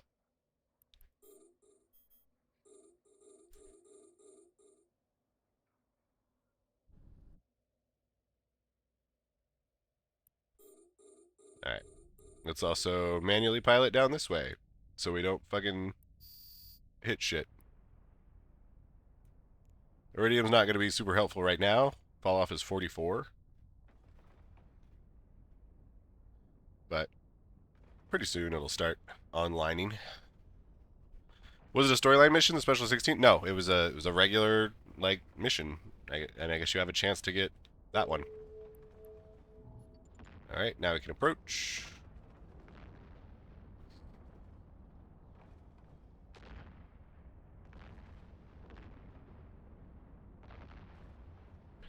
Oh man, this is even easier than the telescope one. I don't know why I expected this to be harder than the telescope one. I guess because there was just more doodads and shit. There's more things going on.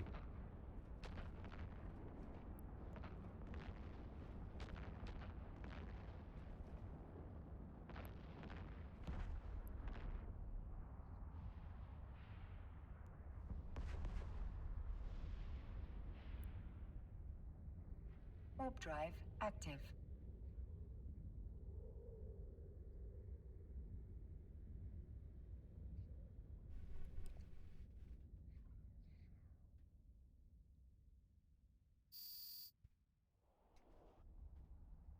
You finished The Last of Us today. Completely overrated. Thoughts? I think you're wrong. I think it is one of the best endings of a video game of all time. Docking permission requested. Docking request accepted.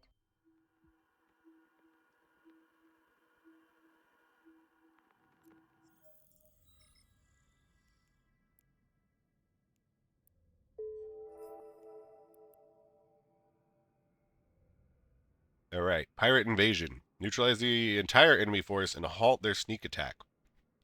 Kill everything. Got it. Aye, Captain. What's top 5? Oh, I don't fucking know. Get out of here with this top 5 shit.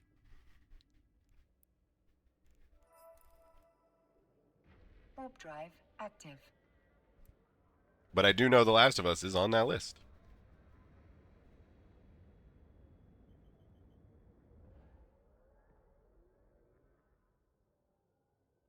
Um...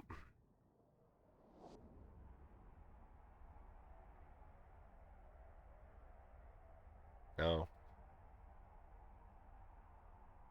So, like, I want to justify saying Fez, but considering there's not really...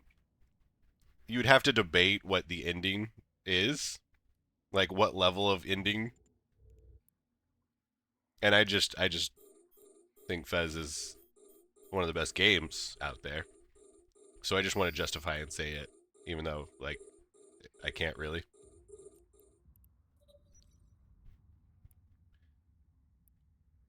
Loading antimatter and shooting the little friggies.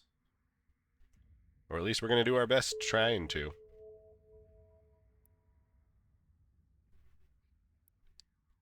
So you agree The Last of Us is one of the best story-based games I've ever played? Yeah. Thought Braid was better than Fez? Oh, fucking get out of here.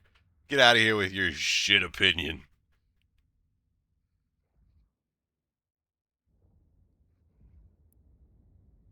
This guy maybe is a little too close.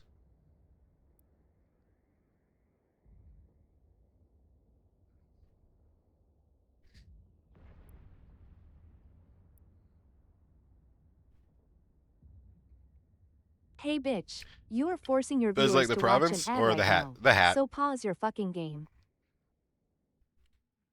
Like the hat.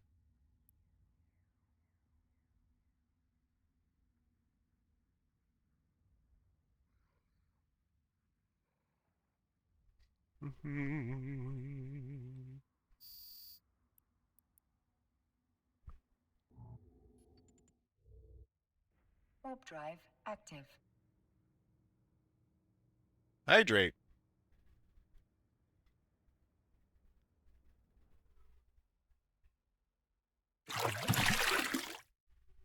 There it is. I was like, why did the sound play?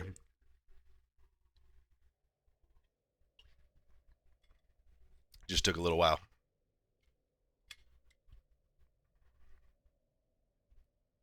Speaking of jump scares, my hydrate command has the opportunity to jump scare me. Because in my most infinite wisdom, I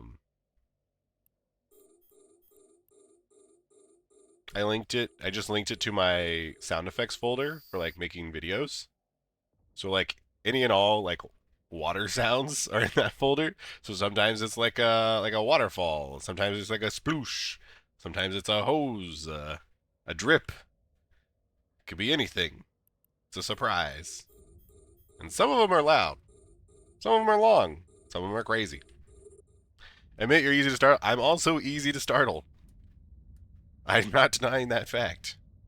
I also have hail or antimatter. That's what it's called. I have antimatter loaded when I should clearly be using uranium. 20 to 30? Yeah.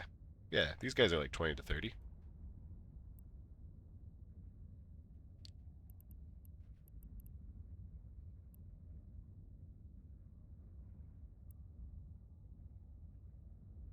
Oh, this guy's repping? Ooh, gross. Do I actually have to pay attention to something in this room? Are they self-repping or are they getting reps? Can we zoom in on this guy? Looks like he's self-repping. And I don't see any reps going to him. Alright. Thorium was clearly the correct choice here.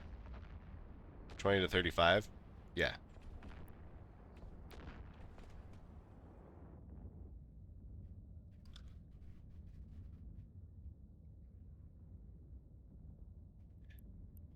Doo-doo-doo. I don't think any mission rats logi. Oh, okay. I mean, they self-rep. These guys were definitely self-repping. Which I thought was crazy.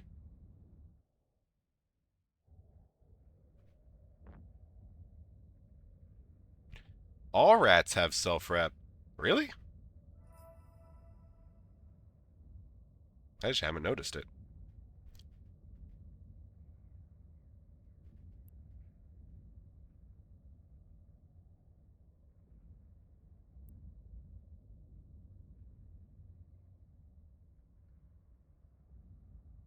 It's like when gym leaders in Pokemon start using potions. Yeah. That's cheating!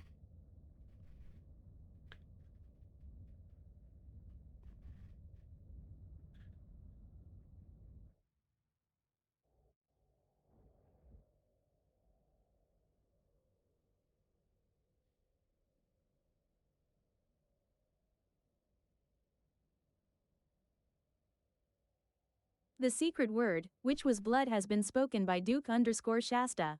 Blood, Type blood, exclamation mark claim then the ship skin you want. blood! Congratulations, Duke. You're another winner for the secret word giveaway that we have here on this channel. You said blood! So go ahead and type exclamation mark claim space whatever partner skin you want, and I will get that to you in a timely manner. TM. What's next? Goristas? Ha! Good try. No dice.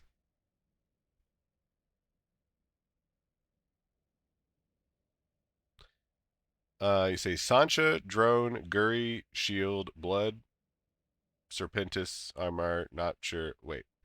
What?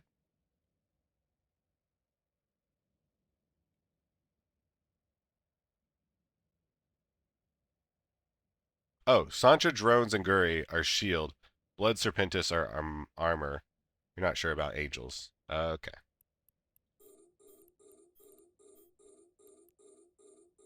Would you mind showing me the media miasma skin when you have a chance? I don't think I've seen that skin line before. Yeah. Media miasma. There's also the option of the nightmare, even though it's not on the list, because we got it like today. There's the... Which ones do we have? The Skimitar. We got the Skimmy. It's like this cool, like, cotton candy tie-dye swirl. Purple and pink. We got the Nightmare.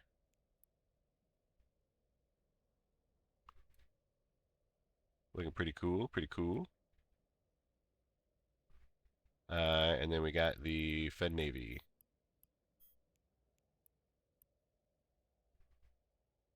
Also looking pretty cool.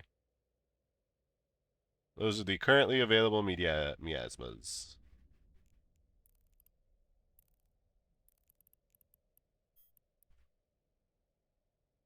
What's the command again? Exclamation mark, claim, space, whichever one you want.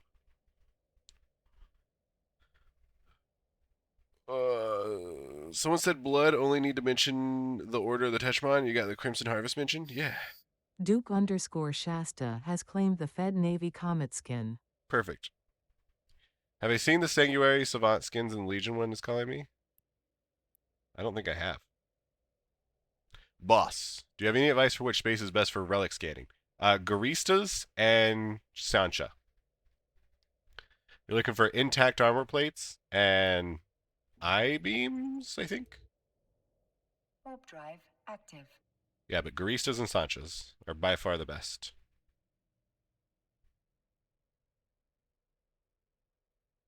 If you don't know what areas of space those are, you're looking like Tenal, Branch, Venal, Tribute, Vale. This kind of like area up to the north. If we look more like this like northwestern area is Garistas.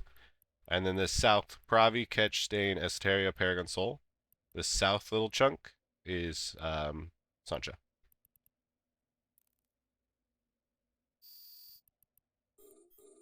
Holy shit, there are so many things to kill.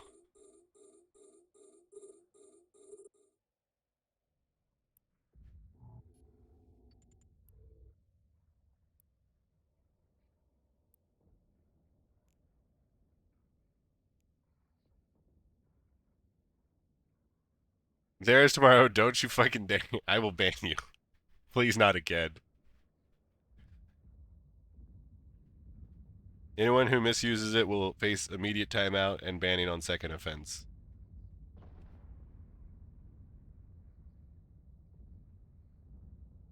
You been getting dropped in Angel Space? It's kind of sad out there. Yeah, Angels ain't great. Any other reason to play Alpha Caldari than the proximity to Jita and useful faction rep?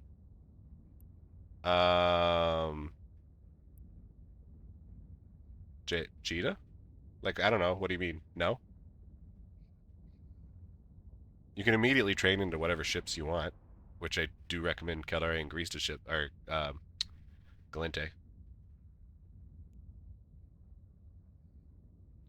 If you want a particular look for your character, all the different factions have different looks.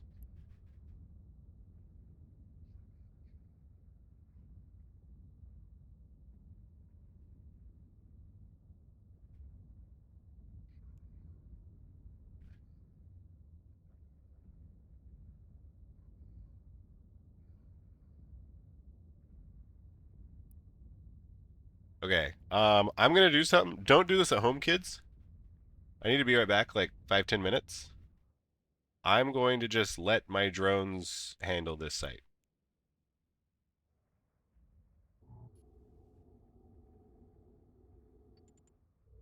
And I believe in them. So yeah, I'll be right back.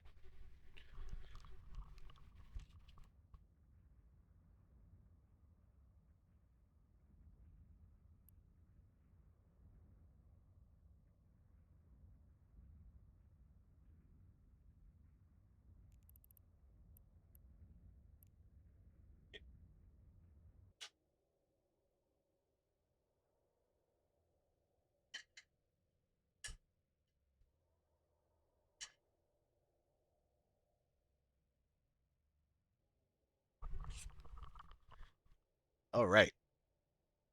Job well done, it looks like.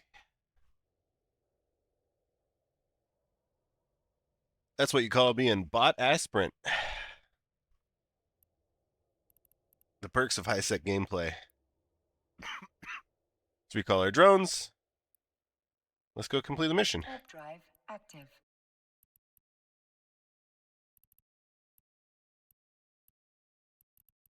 You can also look at all these wrecks, and sometimes there are special wrecks.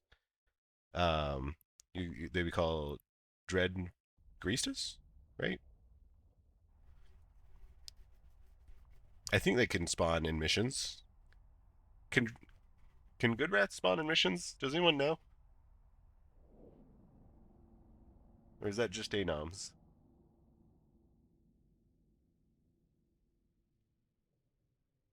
Docking permission requested. Docking request accepted.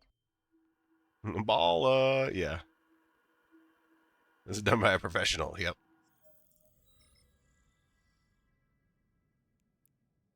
Scan him down, steal his tires. There is always that risk. The damsel in distress. We gotta get the damsel. Infiltrate Cool's hideout and rescue the damsel. She's currently being held inside Cool's pleasure hub. We must go to the pleasure hub and get the girl.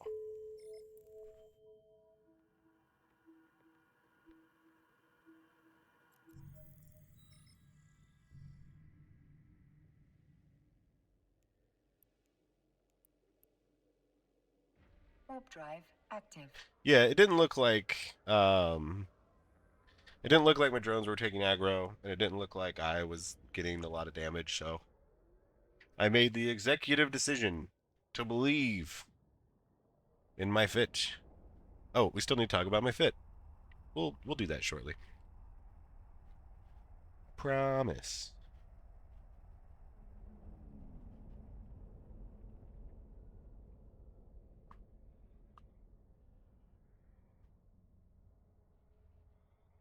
All right. We just gotta go to the pleasure dome.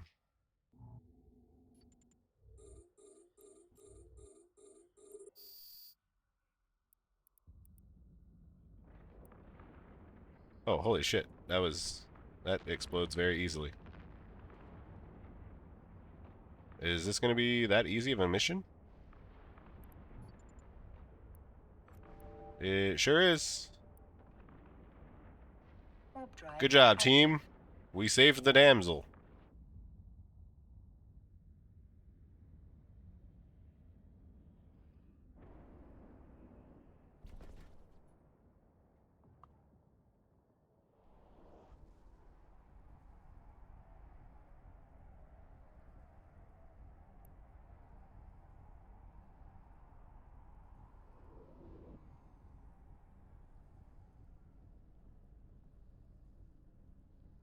Docking permission requested. Docking request accepted.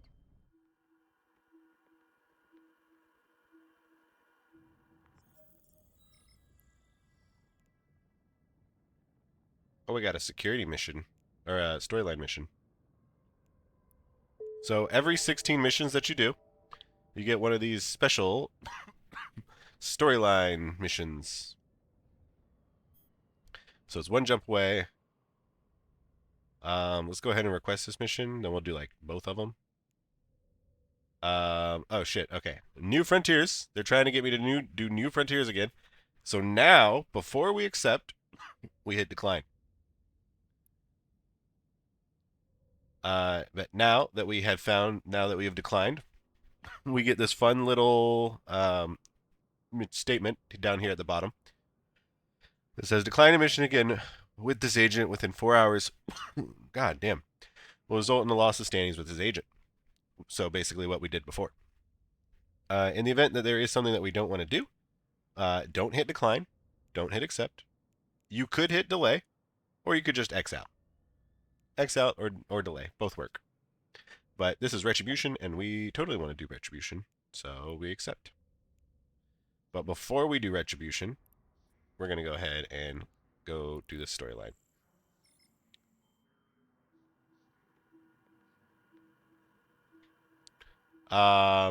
Fucking Christ. They want minerals. They want amber.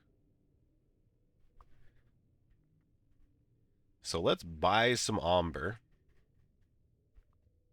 Why is a security mission to go get amber? Hopefully some is close by. Okay, some is in the station that she is in. Because obviously this happens a lot.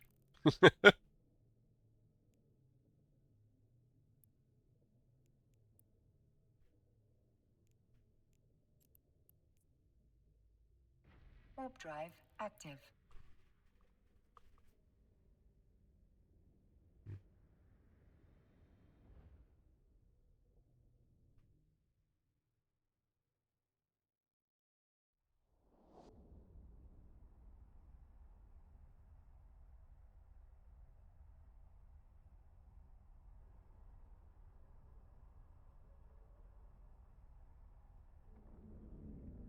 Ugh.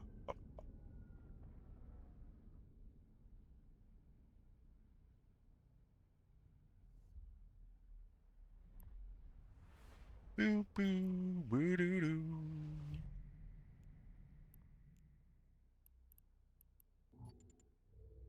Warp drive active.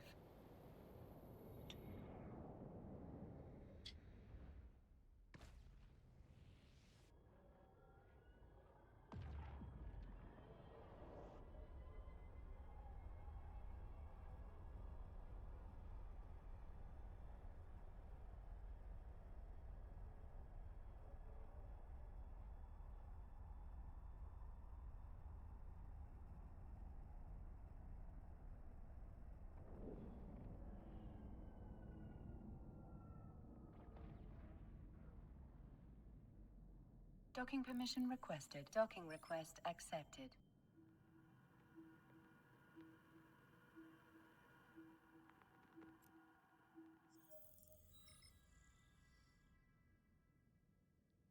All right.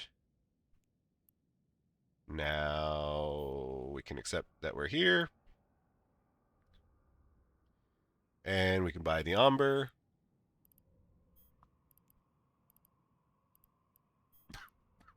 We need 10,000 of it. Can do. It's like 9 million ISK. Hopefully this is worth it.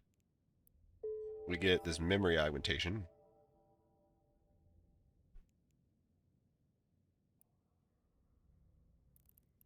It does go into your item hanger. Make sure that you don't forget it. Looks like its value is about 9 million. So, sort of an even trade materials for Thingy. But our standings got a big increase. Holy moly.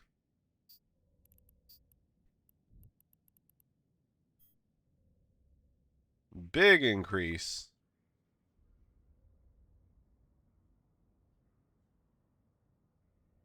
Wow.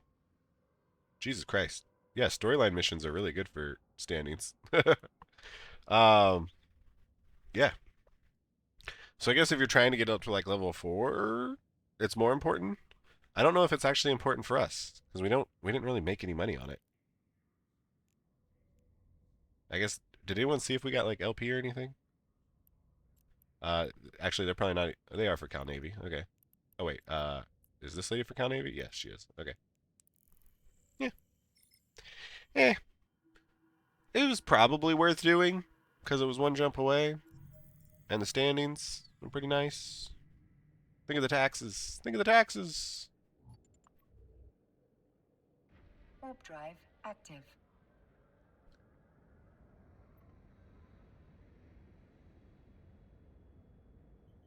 Mm.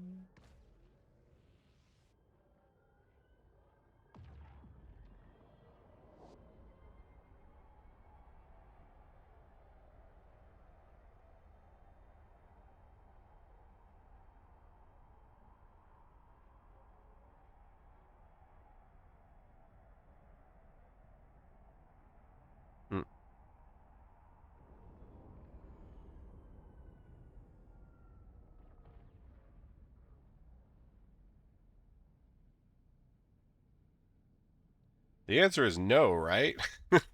Welcome in, Jimmy Jabba Jam. You're asking the answer for the question of are level 3s worth it? And I am here to tell you Active.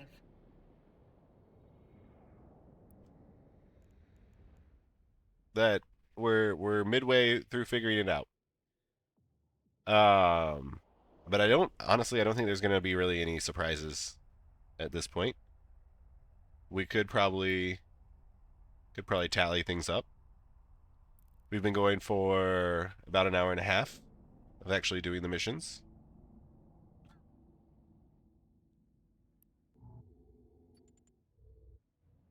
Warp drive active. I think maybe we'll give it 30 more minutes and then we'll tally it up.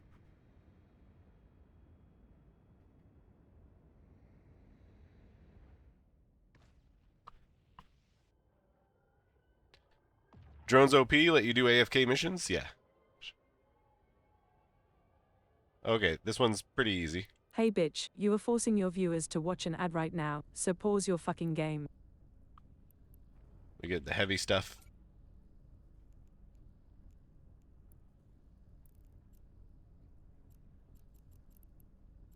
Does this ever turn to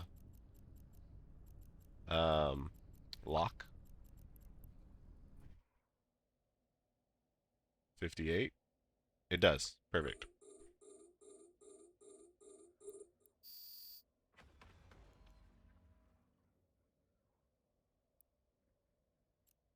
So I'll switch to Iridium. 32 to 44? Yeah, that'll do. Iridium will do the trick. Can alphas learn security connections? 2 levels of it.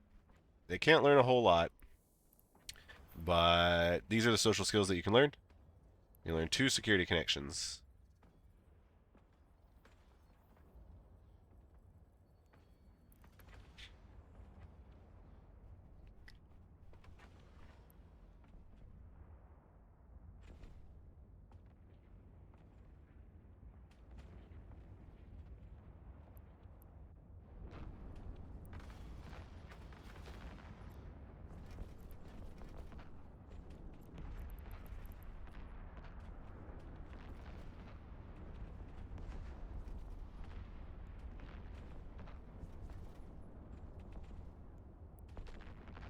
Warp drive active.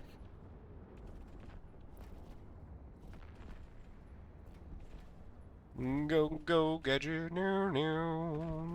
Warping to the station. There we go.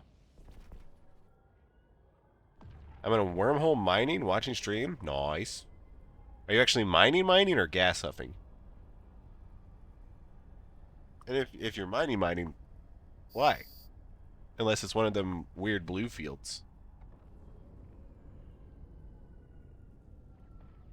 Nice. Good nice. Docking permission requested. Good nice. Already did gas? Docking request accepted.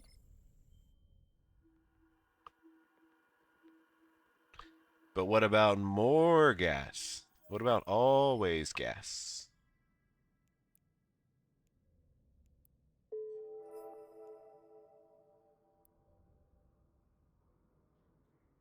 The rogue slave trader, one of 2. Yeah, we're gonna accept it. I'm scared of what the second one is. All right, let's do a little research. The rogue slave trader, not traitor, but trader.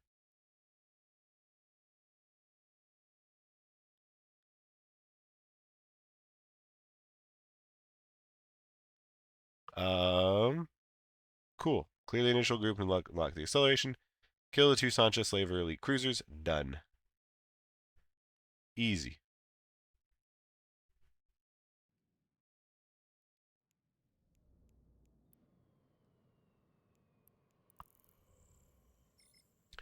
What's a good way for me to unlock level 3 missions? Watch the start of this video.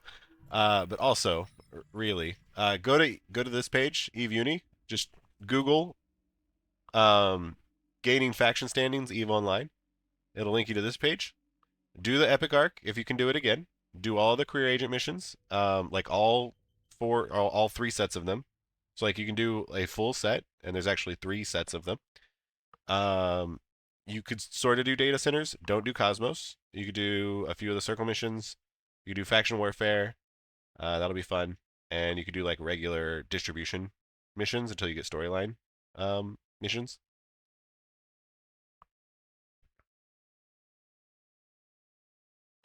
That's the quick guide. Warp drive active.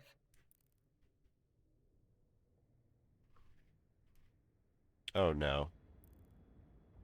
Oh no, why? What? Please. I don't deserve this. I just alt-tabbed.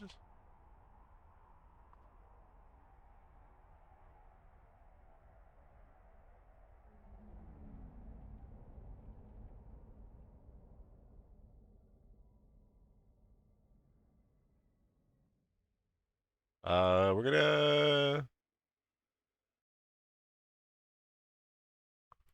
restart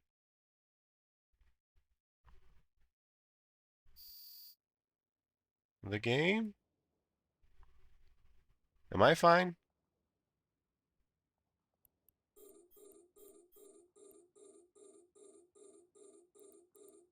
We'll do this mission first. Close a tab? I don't think closing a tab will help. We'll close a few.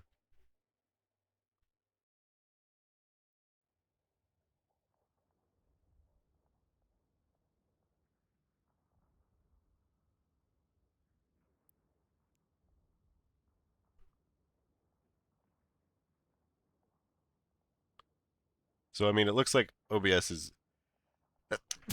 Ah, don't look. I'm slightly disgusting, I think. Oh, sorry. ASMR.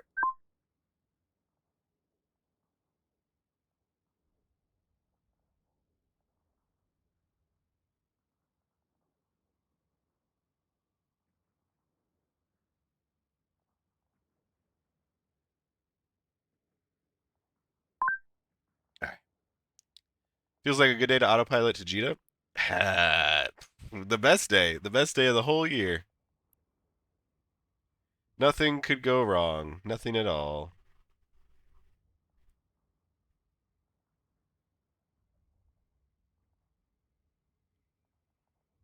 Alright, I was switching ammo type. This doesn't have enough tracking. Uranium?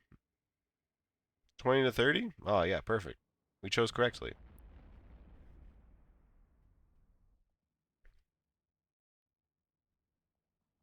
Also, hopefully these guys just come to me.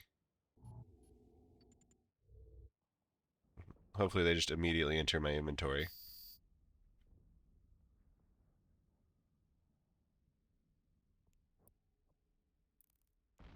They sure didn't. And I'm fucking have no FPS. Find the slave pin.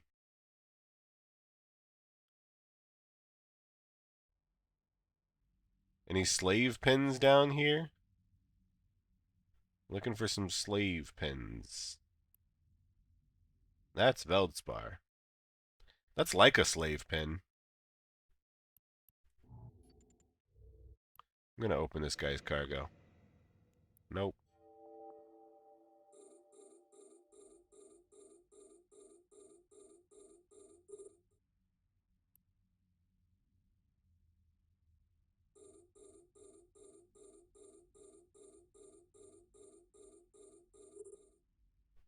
Slave pin. I found it.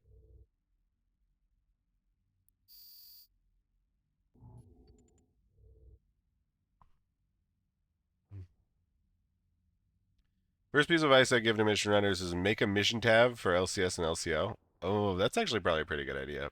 Just make a separate tab. I mean, I have my all tab.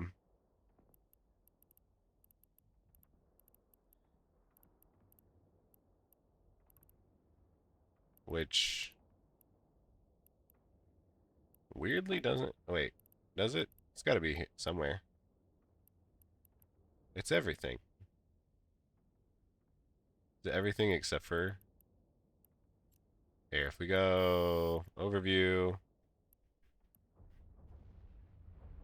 It is in the all tab. It's just hard to find. But yeah, having your own dedicated tab for large collidable objects and large collidable structures, probably not a bad idea.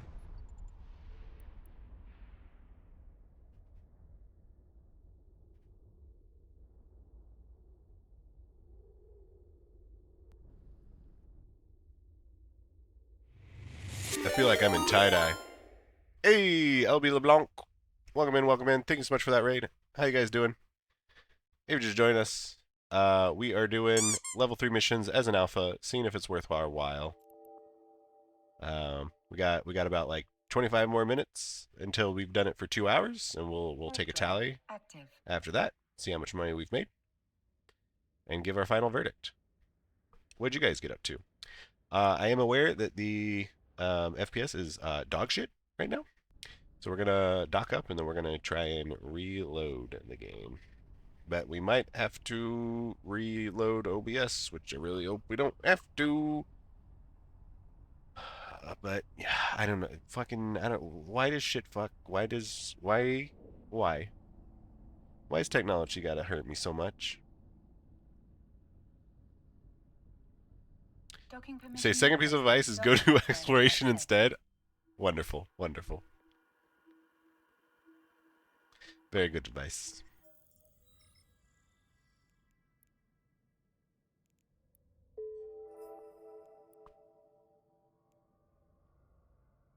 All right. Next, we gotta kill everyone in the first pocket and then snipe 2 guys in the second pocket. But let's restart the game.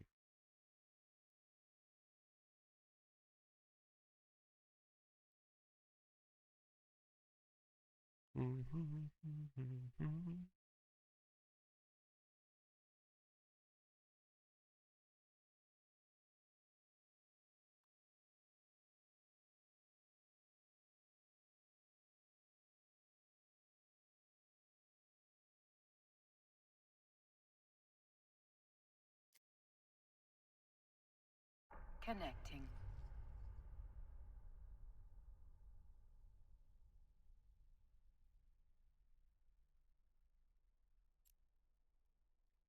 Survey says, well, we'll be fine in station. Survey will ask when we undock.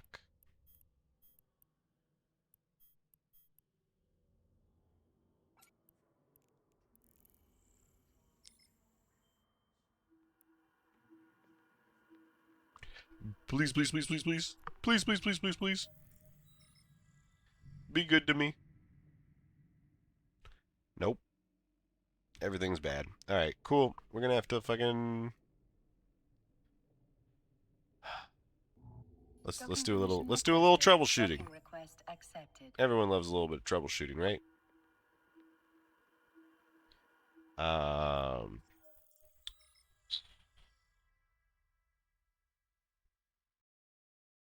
How to reset OBS while streaming? I don't even know what. I don't want to like reset everything. I need to like reinitialize it. So like something gets fucky and it starts eating up a lot of GPU.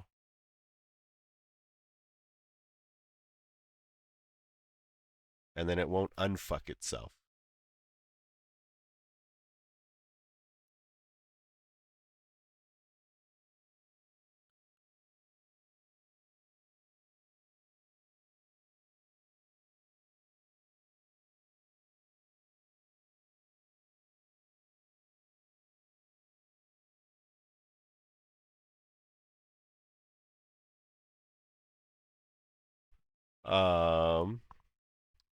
OBS sometimes uses a lot of GPU and won't stop.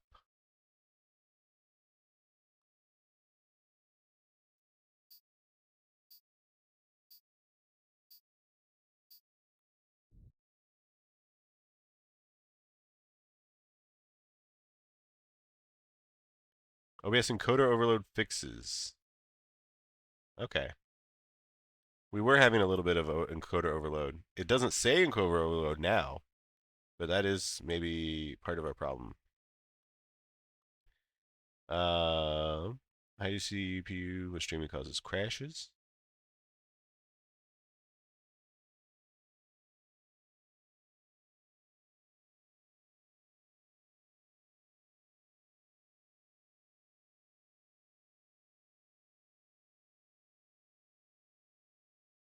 Let's see what this man has to say.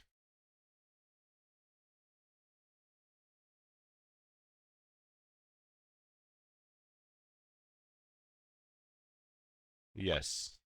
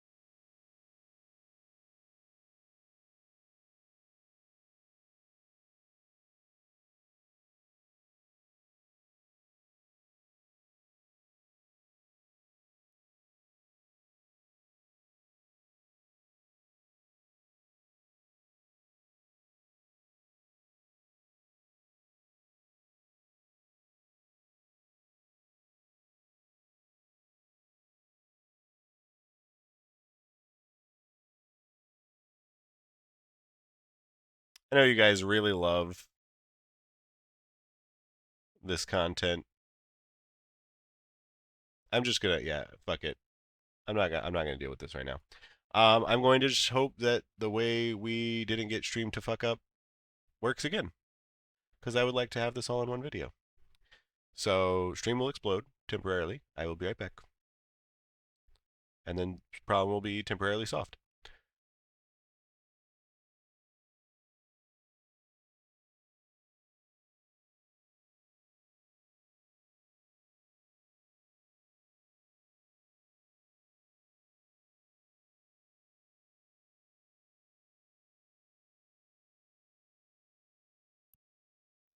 All right, I'm back. And now all of our problems should be solved again.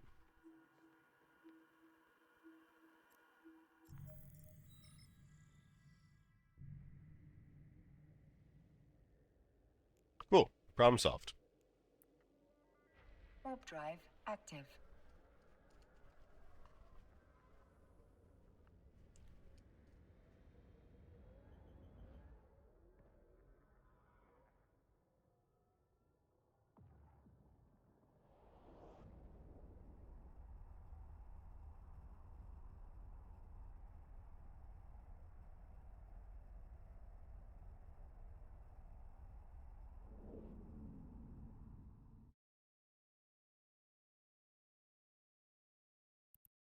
Believe. Yeah, I gotta kill all these guys. Should be easy enough.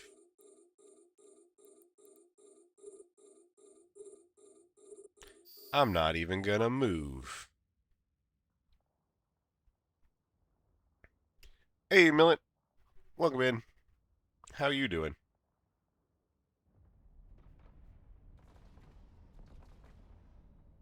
You got some sweet tech cooking up for the harvest? Running around as usual. Nice, nice, nice. We're just gonna stand here. We don't care about damage. Damage is for bitches. You thinking about destroyers or cruisers? Destroyers or cruisers, huh? Is that so?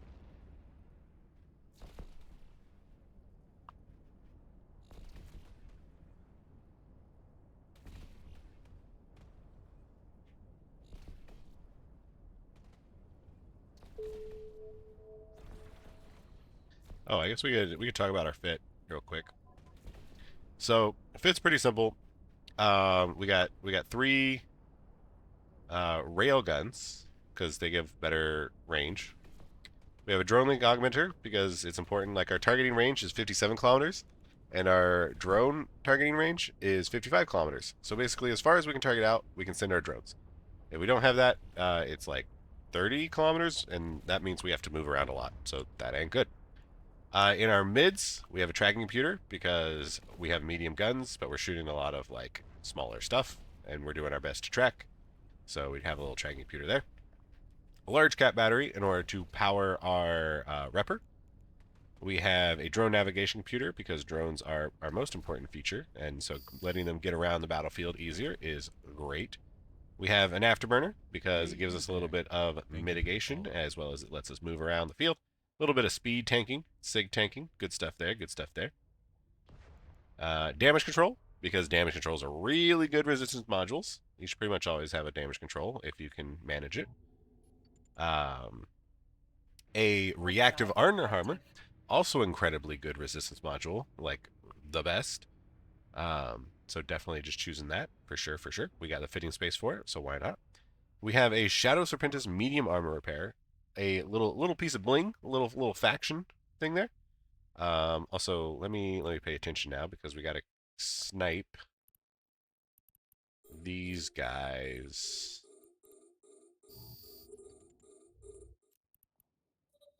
Let's get our antimatter out. Let's actually get our heavy drones out.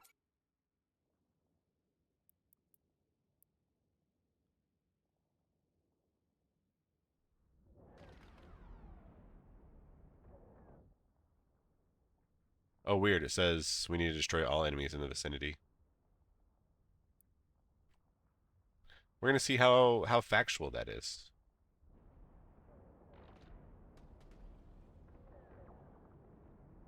Hey, you there. Thank you for the follow. The website said I only needed to kill these two guys. But the game says I need to kill everyone. But turrets don't count. Yeah, cool. We only need to kill those guys. The game lies to me. What? The game would never lie to me. That would be unheard of. Eve doesn't lie to you. Mr. Softspoken says, mission text lies sometimes. Welp. Welp. Can't fix, ode cold, won't touch. Yeah.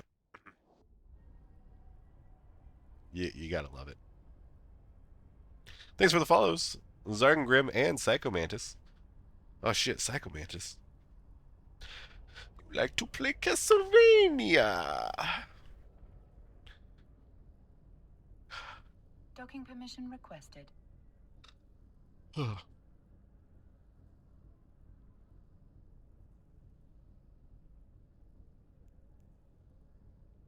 Alright, let's see if we can squeeze 2 more missions in. And then we'll have a solid 2 hours of missioning. As mission runners.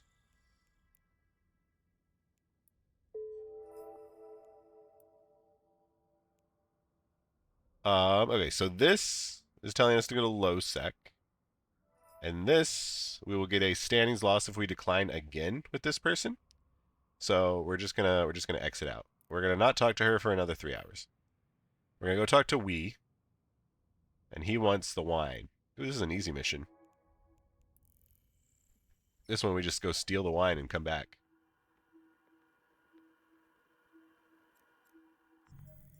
And maybe you'll have 5 million Iskies. We'll have more than 5 million. Come on now. Come on. It's not that bad.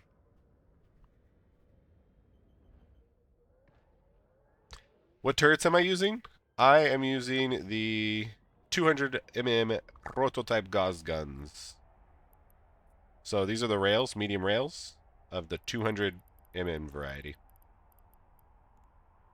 Basically, because that's what my fitting allowed me to use.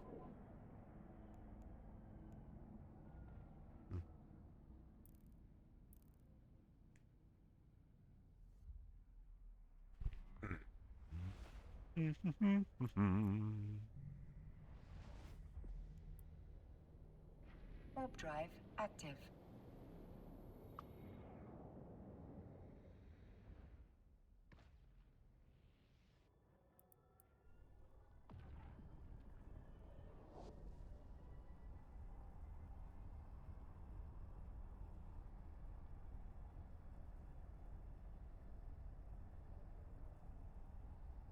Alright, so this mission is incredibly easy. All we gotta do, you see this warehouse? We gotta go steal the stuff inside it. We're gonna overheat our afterburner. It's very important here. We gotta get the goods as soon as possible. But we can finish talking about our fit. So here we have the faction armor repper. Gives us about 57 HP per second of repping. And as you have seen, this is pretty much just barely good enough, particularly for the Sentry Tower mission. But, you know, yeah, so it works pretty well. It's a little bit of bling, but I think worth it. And it's also your only armor repping mod, so it's good to invest in a little bit of safety. And then we got 3 drone damage amps just for more drone damage. In our rigs, we have an Ox Nano Pump, which makes us rep faster. We have 2 of them, and we have a capacitor. So we have rep power here. We've stolen the wine. Good job, us. Let's not overheat anymore. Set desto. Jump. Warp drive active. Yeah, so we have 2 capacitor, we have a mod and a rig to help for our repping. We have 2 rigs for repping, and we got this repper, and we have 2 resistance modules, and then the rest is just damage and utility and stuff. In our drones, we have a medley of lights, mediums, heavies, because we have 75 bandwidth. We have most of the time been using just a set of 3 lights and 2 mediums. But sometimes we have the heavier set, which is the 2 heavies, 2 mediums, and 1 light. You kind of want to just make a few different groups probably to better handle each of the different sites. But this is what we've come up with so far. It's simple enough. Could probably be improved upon, but it is what it is. And then, yeah, cargo. We just have scripts for our computer and just a selection of all the different ammo types. That way we can kind of learn the different ammo types and the different range distances between them. Hybrid ammo is different ranges, different capacitor use, and different damage, and different tracking. Docking request accepted. But it's all it generally follows pretty on the line for all of those.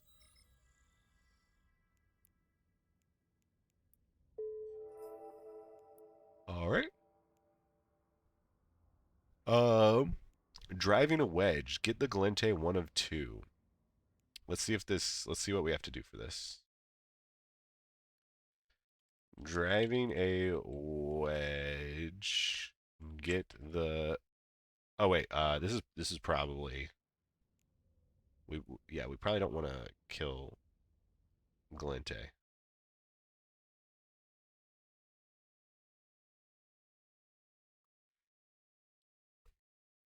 This mission chain has branches. Declining this mission to kill the Galente ambassador will result on the opposite side offering their mission to kill the Mimitar diplomat. To see the alternate variant, click here. It may be possible to get the mission in the opposite order too, unconfirmed. Oh, am I going to have to decline 2 missions because of it?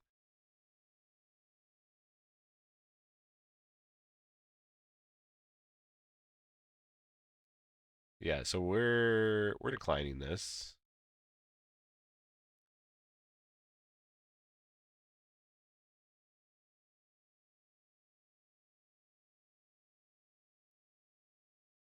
Because we don't want to kill Galente stuff.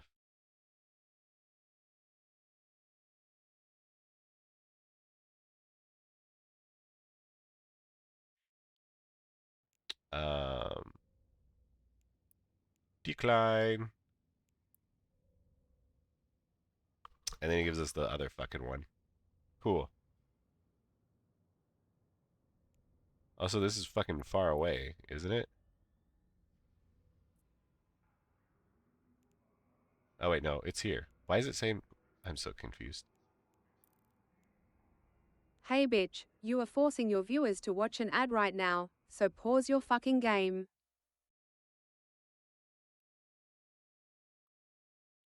Ambassador.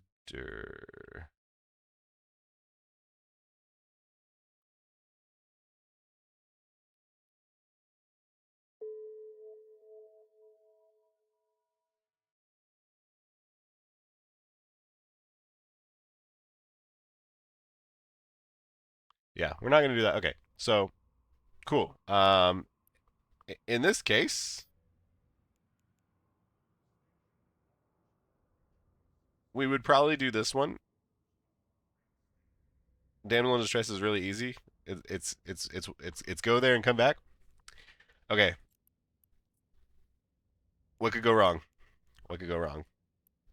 Just in and out. In and out. 5 minutes tops. It's fine. It's fine.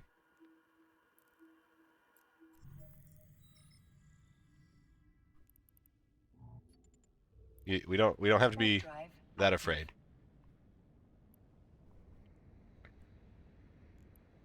Just because the numbers are red doesn't mean bad things will happen.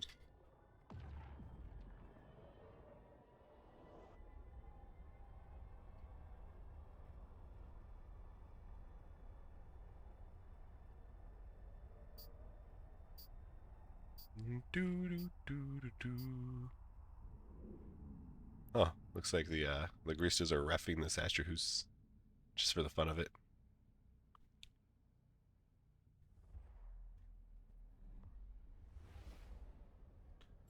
Alright. So we're going to check local. There's 10 in local. There's no one on gate.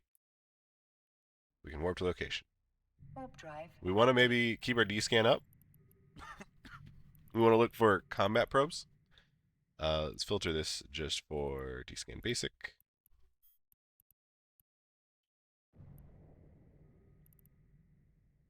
There's a Hyperion and a Bargist.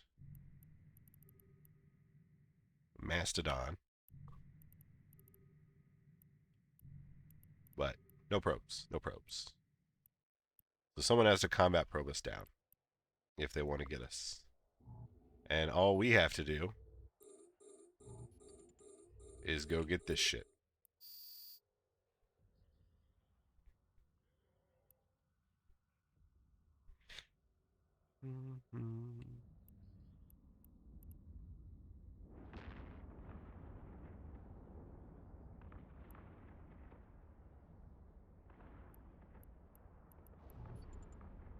Oh, fuck. Ah, fuck me. Ah, go back. Go back. Fucking ship. Do as you're told. Keep descanning. Keep looking for probes. Honestly, no one's going to come for a fucking VNI, but, you know. It's just good procedure. That was the wrong can. There we go. The damsel. Back to high sec. Warp Whee! drive active.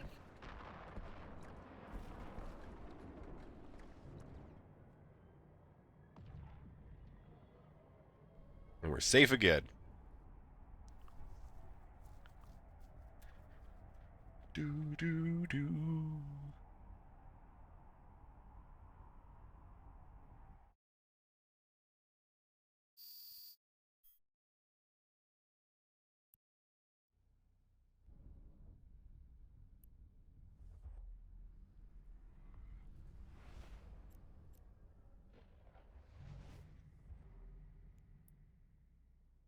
Warp drive active.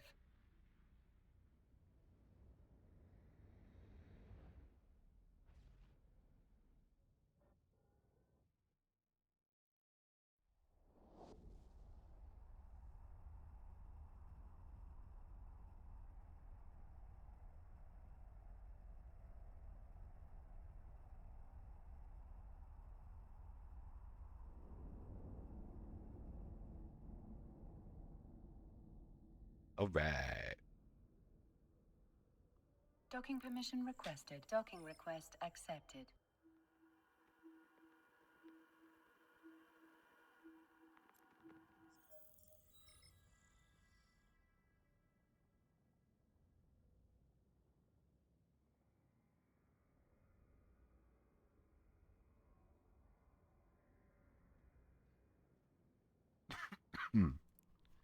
Let's turn this in. Sure, we can request just to see what it is. I don't think we're gonna do it though. We might. We'll see if it's actually worthwhile. Okay, so we have now been missioning for 2 hours, pretty exactly. And how much money have we made? That's such a great question that you've asked. Our Caldari Navy, we started at 14,000. We are now at 29,000. So we got 15. That's 15 million, approximately. We're valuing our LP at 1 million or 1,000 LP or 1,000 ISK per LP. Which, you know, you could get more, you could get less, but I think it's a fair judgment. So we made 15 million there. And from missioning, we made let's start here. We'll say this is 250. We ended with We have to add 9 million as well for the storyline. So we ended at 260 and plus 9 mil. I don't like the words that are coming out my mouth. We started at 250 and we ended at 260.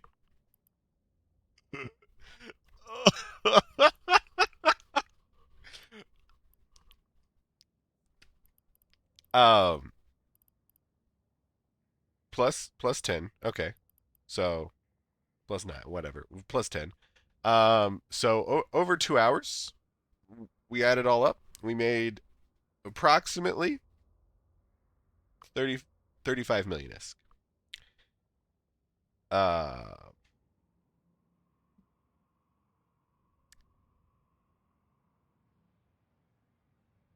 So isk per hour is per hour 17 million isk an hour. Oof.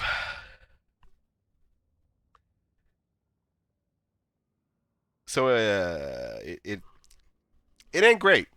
It ain't great. Let's put it that way. It really ain't great.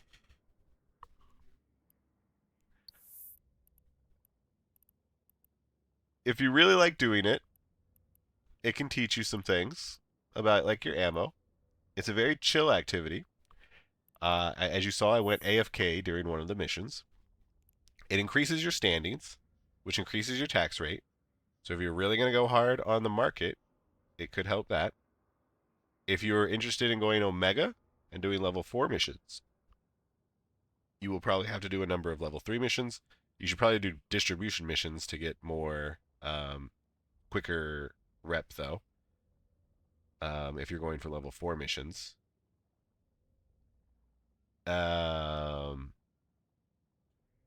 Yeah.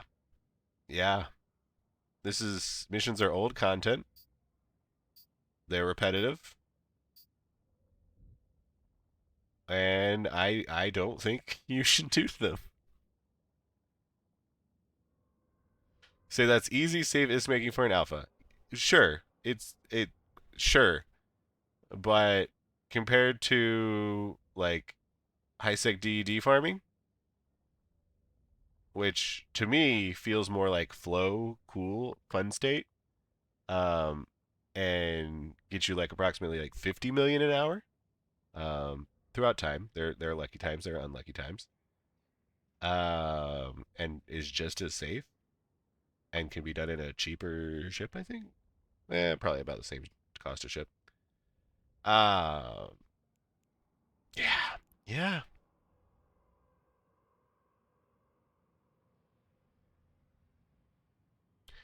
Say sad face in an endurance. Omega needed well, I don't care if it's Omega needed. One load of ore hold of wormhole, Ankinor, or Gnosis even, or Gnesis, is more than that in 30 minutes. Yeah. I mean, so like, yeah, Marius. In a Omega Varger, you can make some more money in about 1 minute.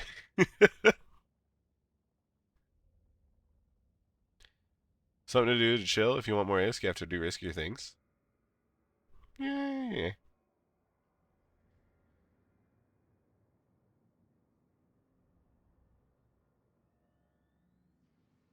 Old code too hard won't fix. Yeah. Is there a reason why CSP disallowed level 4 missions for alphas? I don't know. It seems like a weird barrier. Because in general, like the idea is that alphas can do activities. Um, they just can't like equip everything and they can't fly ships. But I guess they were like level 4 missions. We can't have the alphas playing level 4 missions. They'll get mediocre-isk if they do that. I don't know.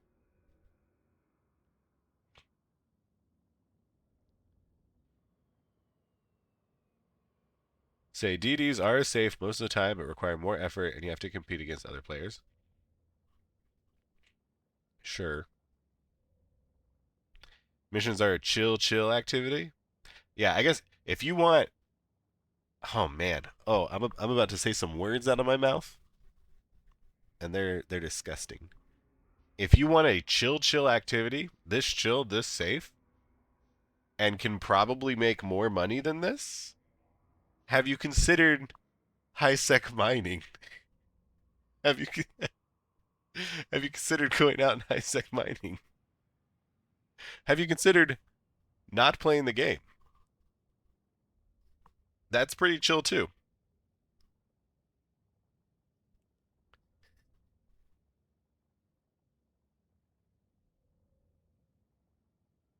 I could believe a world where you could make more money high sec mining.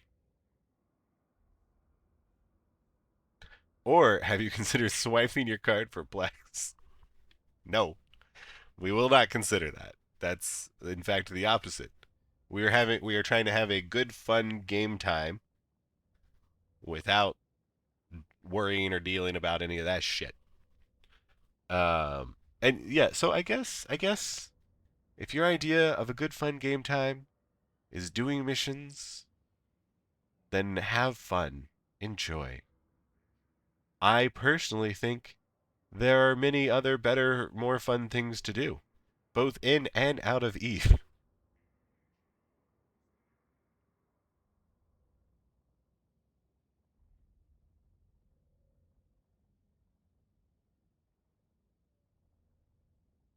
Say, don't forget, as a new pilot, you need pilot skills to go along with more ISK, not just training skills. Yeah, but like you can do a lot of activities without a lot of pilot skill, uh, that are better, as we have shown. You do the missions till you complex. You don't stay alpha forever. You grow. No, you're making me throw up in my mouth, Marius. Oh my God.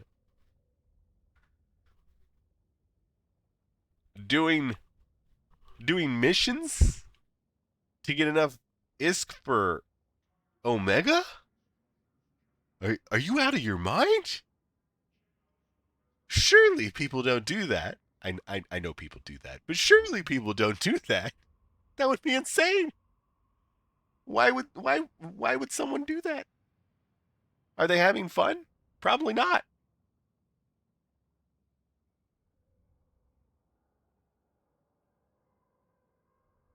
Wasn't there some bot and LP concerns with alphas doing level 4 missions? I guess the mediocreness of level 4 missions were just too good for alphas to do it. I don't like your alpha bots can do other stuff. They can hunt for officers now.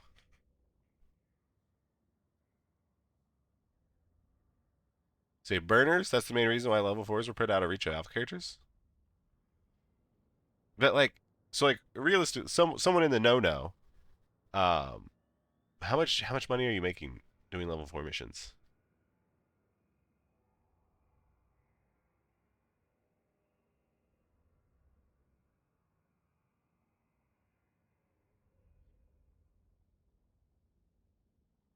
Have you considered taking on a second job instead of it paying you, you pay it?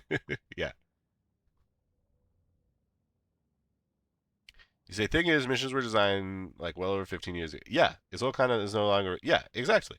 And now I am definitively saying with evidence um that you know people shouldn't do it. So I can now say to people that ask, "Hey, should I do missions as a new player?" And I can say, "In no world should you do missions as a new player. Go do any of these other activities." And I can say, if you do missions, you will make approximately 17 million ISK an hour and not have fun. Well, I mean, some people might have fun with this. I had an amount of fun. It was very chill. It's just chill, easy shit.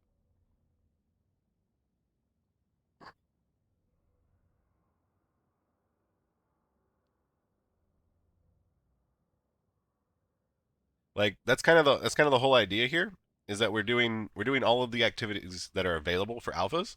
Not all of them are going to be good. Some of them are going to be like this might be the worst one. I'm going to be real with you. This might be the worst one. But the main reason I made this video is because I already put so much time and thought investment into it. Like uh, before this, I've never really done missions a lot. Um, so I didn't know like how reputation worked. I didn't know where you go. I didn't know like how and what you do, what you get. Um, so I had to learn all that. And I was like, well, I fucking learned it. I'm pretty sure that's gonna be bad, but we're gonna make the video anyways because sometimes you just gotta do it. And now we have this wonderful creation. Considering all the things there are to do, and even 15 years ago, stuff like salvaging was better for a new player, even when the only things existed was the 15-day trial. Yeah. PI is life. Get out of here, Jibba Jabba.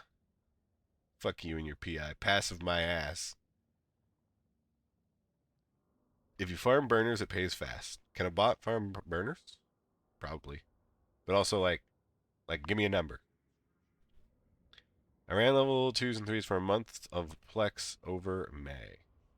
But I've also spent 8 hours a day in Frigs mostly. People doing anything to make IS to subscribe next month don't have fun. Yeah. Like I I will say this. I don't think anyone's goal ever should be to make enough ISK to get Omega. I don't think that's a good goal. I think it is a fact of life in your EVE gameplay career that you will eventually be making enough ISK that you won't mind losing the like 3 billion ISK a month to have Omega. But like it should be an afterthought, not a goal.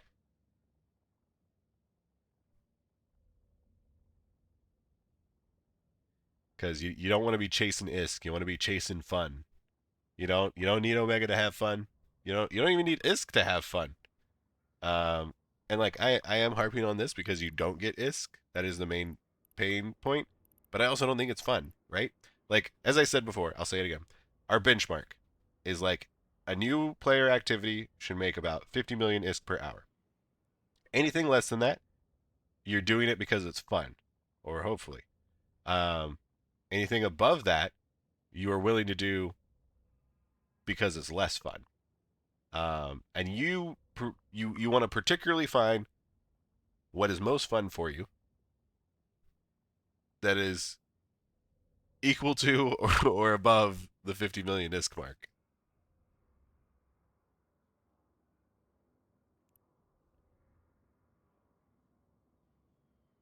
Like if you're happier than a pig doing missions, by all means do them. Keep doing them. Day in, day out, go for it. Have fun. Enjoy them.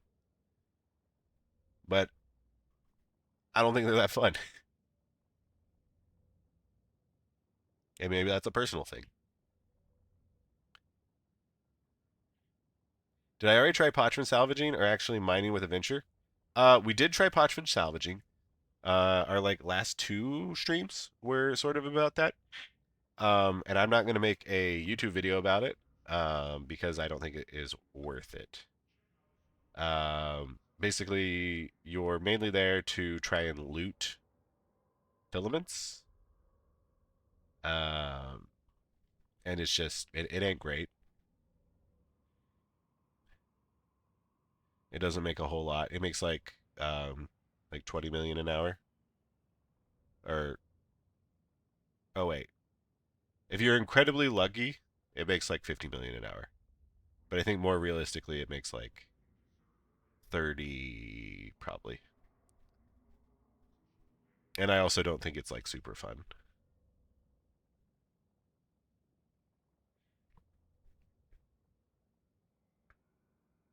I might eventually make a video about it, but it'll be later when I'm getting desperate. And no, I haven't done mining with a venture. Caveat: we did do gas mining with a venture, and video is on the YouTube. Links in the chat below. For the playlist. That was pretty all right. I think again it made about 30 million ISK an hour. I'd have to double check just to make sure. But yeah, I think we got pretty lucky. We found good gas. We were doing wormhole gas, not low sec gas. Maybe we should have done low sec gas.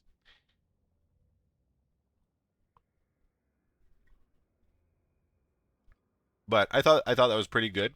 I thought it was a nice chill activity. Like gas huffing is one of the most AFKable activities in the entire game. So all you got to do is find the gas cloud, and then you start huffing, and you go do something else, and you come back, and either your ship has exploded and you don't care, or your ship has not exploded and you go turn the gas in. But it's a great activity if you want to go do something else. Here's what I heard on a stream recently that should be repeated ad nauseum to new players. Do what you enjoy, the ISK will follow. Yeah, that's pretty true. Farming for Omega in the beginning is sure a recipe for a burnout and quitting. Yep. When I was hard farming burners, I made roughly 45 million an hour, but it was work, and I had to fix standings every weekend because of the decline. Yeah. Like, are you fucking kidding me? Are you joking? You're working so hard for 45 million in an hour? Chase ass, not ISK. Yeah. And you got to be friends with the guy in that Tengu. Oh, for low sec gas huffing, or what do you mean there? You say, yeah, not the best for money, but 70 million an hour for new players, not bad. Pays for their first fits with the. No, it's so bad. I grind missions for standing solely now with IS just being on the side. I just go ice mining and procure for some AFK-ish, as well as daily PI. So fucking decent. Are you having fun? um, have you tried like nullsec exploration, faction warfare, DD hunting?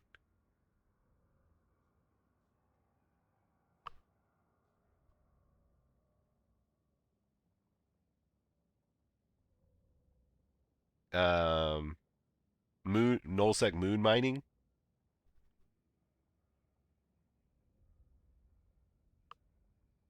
Have you joined a null block? I don't generally suggest people joining a null block when they're new, but if you really enjoy just like hanging out and mining, it's probably the best place for you. And if you want safety, like nullsec is the safest place in the game.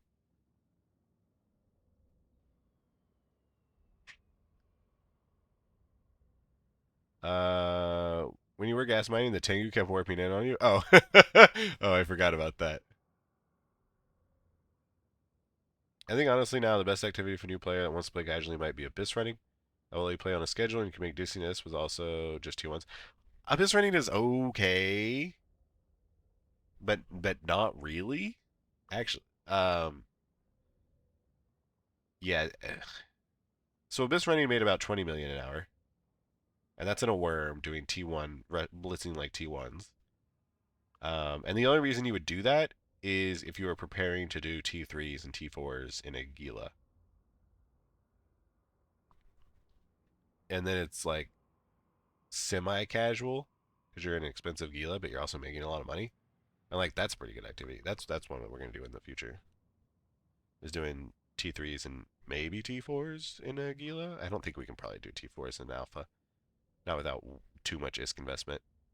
But I think doing T3s in a Gila as an Alpha will probably make pretty good money, and will also be pretty casual.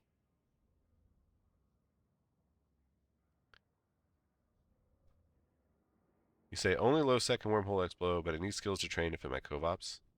You don't need covops. Cloaks are overrated. Go watch the video in the playlist. It's like the third or fourth one. Nullsec exploration. We use a heron. Easy way to make hundreds of millions of ISK.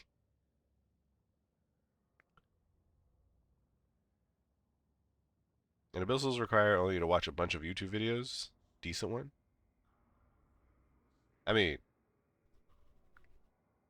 like a kite, like to kite. Watch my singular abyssal video, and you're good to go. You know everything at that point. Let me tell you about Brave. Yeah. You've been off and on for 3 years playing Eve? Okay.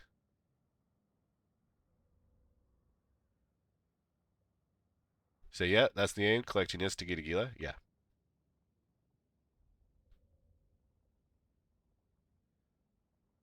Yeah, so the problem with Abyssals as a new player is that you need the more SP investment you have, the like straight up better it is.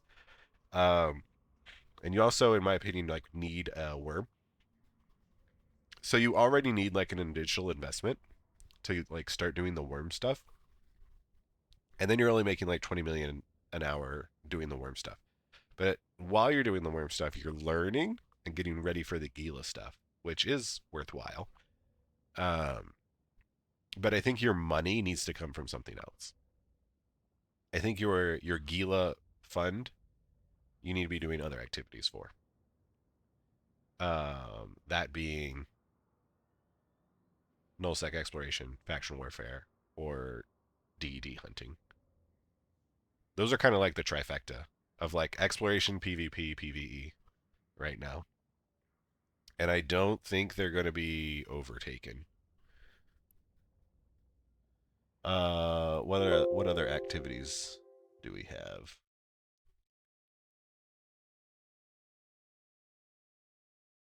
Oh, we have low class wormhole farming.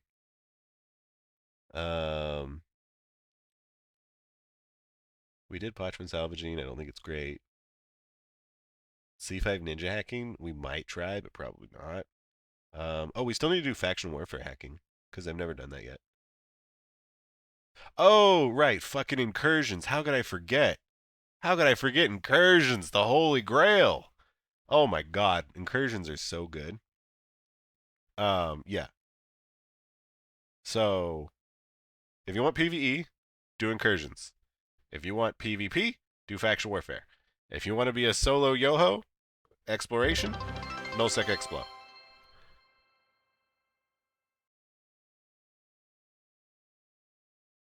Yeah. That's the holy trinity of good shit. Also, it appears my chat got fucked because B-Task coming in with the resubby. Thanks so much, B-Task. Let me fix my shit. Let me fix my shit. You say my accounts are in null, and I started working on a high-sec tune for events and DEDs. Yeah. It's also good to have alts, so yeah, definitely. Also eventing. Hey bitch, you are forcing your viewers to watch an ad right now. Pretty much all of Support the your fucking events game. are good to do as an alpha. Because they just, generally events make money. Hey! We hate ads, and that's why an anonymous gifter, coming in with the 5 gift subs. Marius coming in with 100. Oh shit! Oh shit! So we're close to a hype train, or are we? Do we have a hype train? Choo choo! We got a hype train started. Yeah, boy. So welcome to the hype train giveaway. Shill-tastic time. Boom, boom, boom. The way we do things here is for every level of the hype train. Well, level 0, we start off with a partner skin. We're going to be doing a marbles race here. Every level after that, we add that level in hundreds of millions of ISK to a giveaway pool, which we'll give away in a grand finale marbles race. So right now, we are at level 2, which means we're getting the partner skin, and we're getting 100 plus 200 million ISK, so a total of 300 million ISK for the giveaway pool right now. We get this level 3 hype train, which it looks like maybe we need one more sub to get. Then we will get 300 more million into the pool, making it up to 600. You keep going and going and going. A level 9 hype train, which is the most we've ever gotten here, is 4.5 billion because the level 9 adds 900 million. So it just keeps getting more and more crazy. So let's see that one more sub, baby. Let's get that level 3. We got 3.5 minutes to do so. In the meantime, let's read let's read the comments. The comments. Sofapid, thank you so much. Coming in with that subby. And Ghosty, thank you for that sub. Ghosty and Sofapid. Oh wait, no. Sofapid gifted a sub to Ghosty. Shout out to Ghosty. I see you lurking. You're hiding? No more. Sofapid, ratting you out.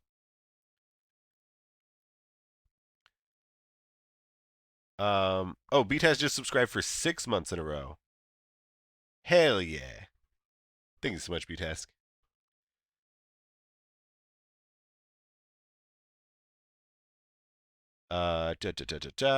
Say Gilead's easy mode. Missions are more engaging for turret ships. Still, they become boring after a while. Yeah.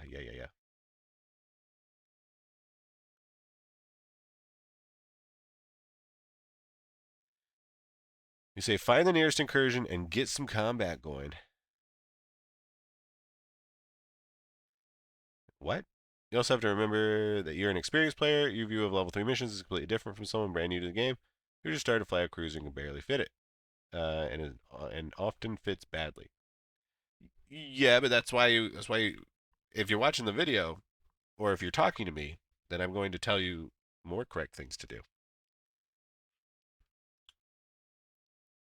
I don't think we need to like make the new bros suffer in the trenches of level 3 missions. I don't think they're particularly like hard for new players either. You know what I'm saying? You know what I'm saying?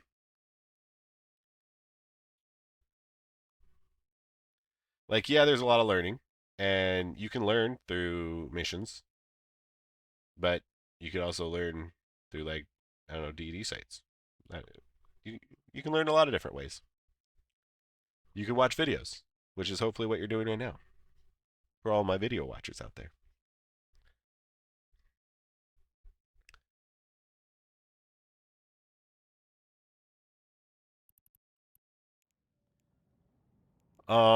Okay. Let's see. Hype train. Hype train. We're at level 3, trying to get to level 4. For some reason, it doesn't tell me how many more we need. Why doesn't it ever tell me this now?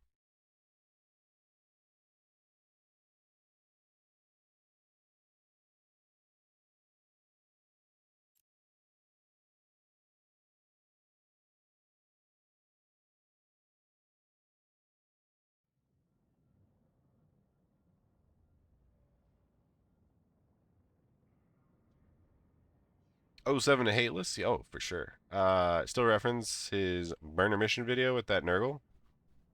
Yeah. There are plenty of good resources, guides out there on how to fit correctly or fit better, how to do any and everything you want in Eve. Like if you're not gonna get any outside help for playing Eve, then you're probably not gonna last very long in Eve. It's kind of a game that you early and often go check out help from the internet, the outside world, YouTube videos, Eve Wiki, all that good stuff. And yeah, Hateless, long live Hateless. Has some really good content. A lot of really good videos about how to do a lot of different cool activities in Eve.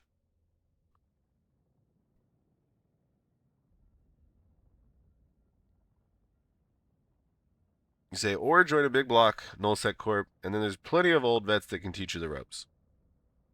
Yeah. Like Eve is a community game. If you don't engage in all with the community, then you're gonna have a hard time. But if you do engage with the community, hopefully they will tell you some good advice, particularly if you engage in my community, because I always give you the best advice. Guaranteed 100%. I never make any mistakes. I don't want to hear about any possible mistakes I may or may not have made in the past, in the future, in the present. Um, I'm out here always giving you the correct information. Which is why we do these things.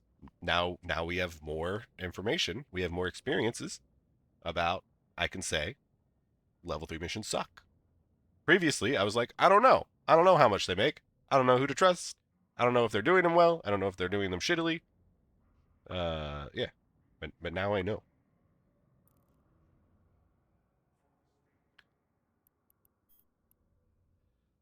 So I think we're gonna just take all this shit back to Jita.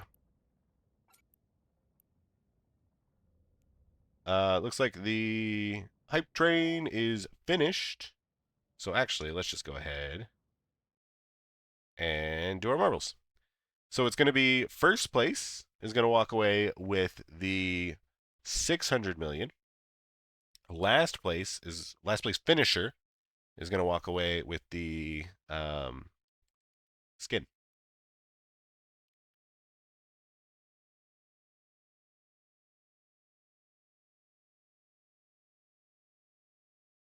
So the only part of the community I use is the Twitch and YouTube content.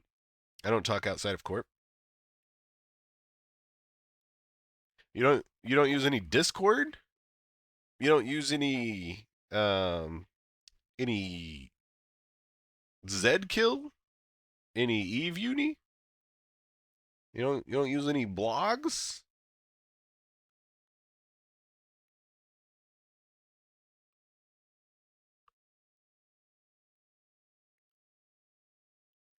All right, let's do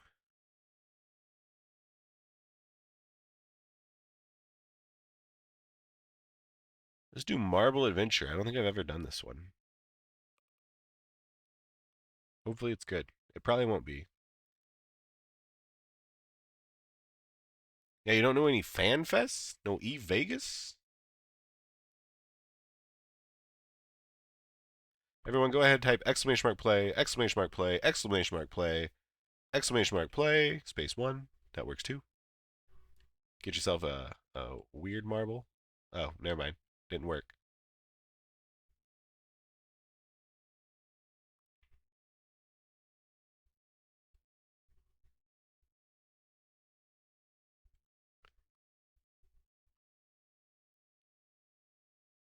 Man, I am just like, something's wrong with me. Hey, you there. I am Thank you drinking for the too many follow. liquids. In the past 4.5 hours, I've drank 2 of these. And I'm still thirsty. Very thirsty. I crave the thirst.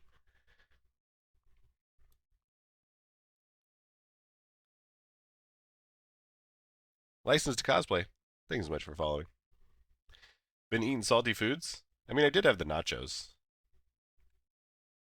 They weren't incredibly salty, but they did have an amount of salt in them.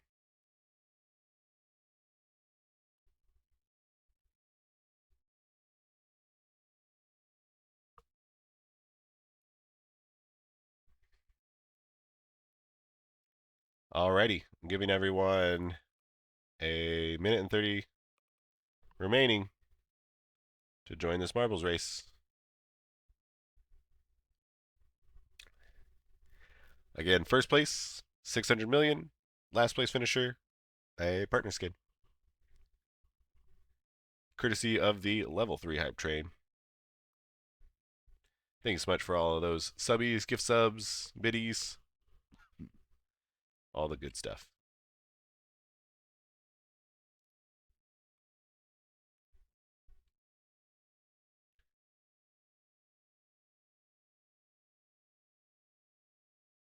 I will be posting a event video about all the details that you need to know about the event, what the sites are, how to run them, hopefully, where they are at, all that good stuff.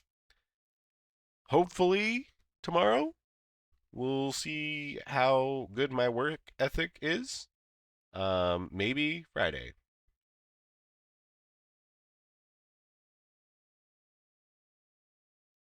20 seconds till the balls start rolling.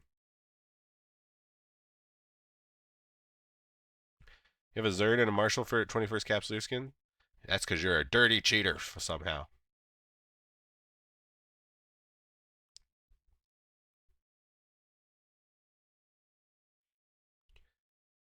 Do.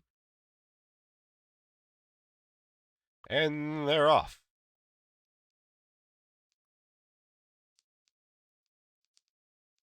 Looks like Sofabid and Like to Kite out in first place.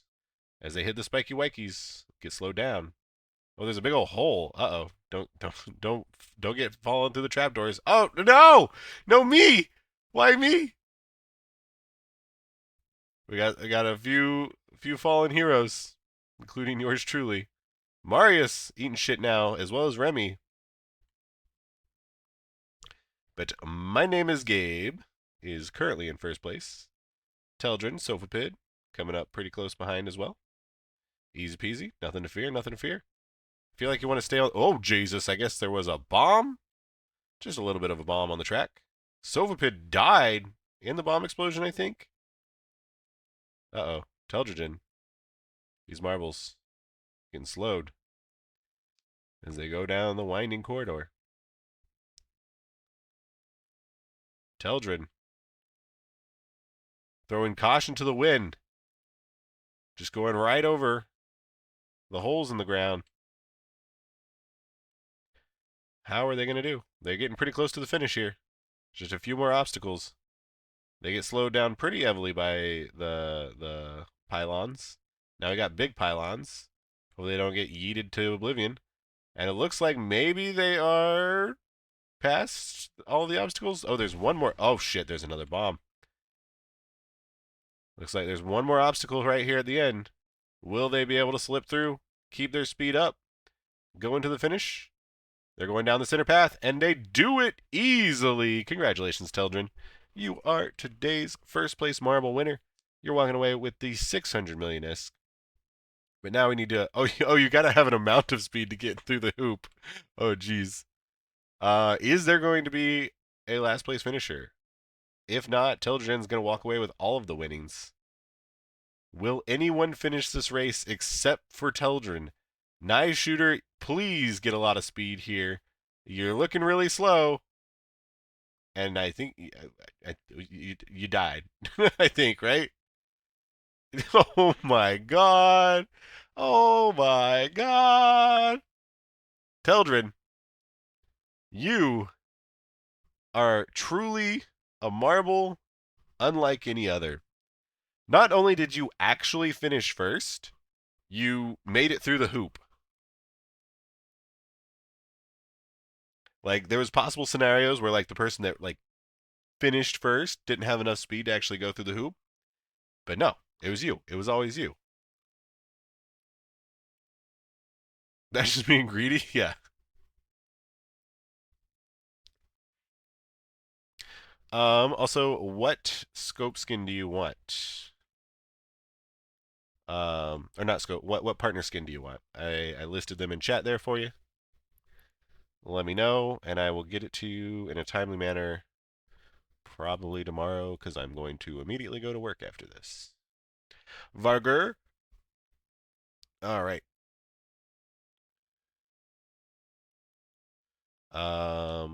Let's see. One Vargur scope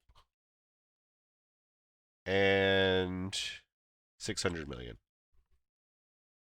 All right, perfect.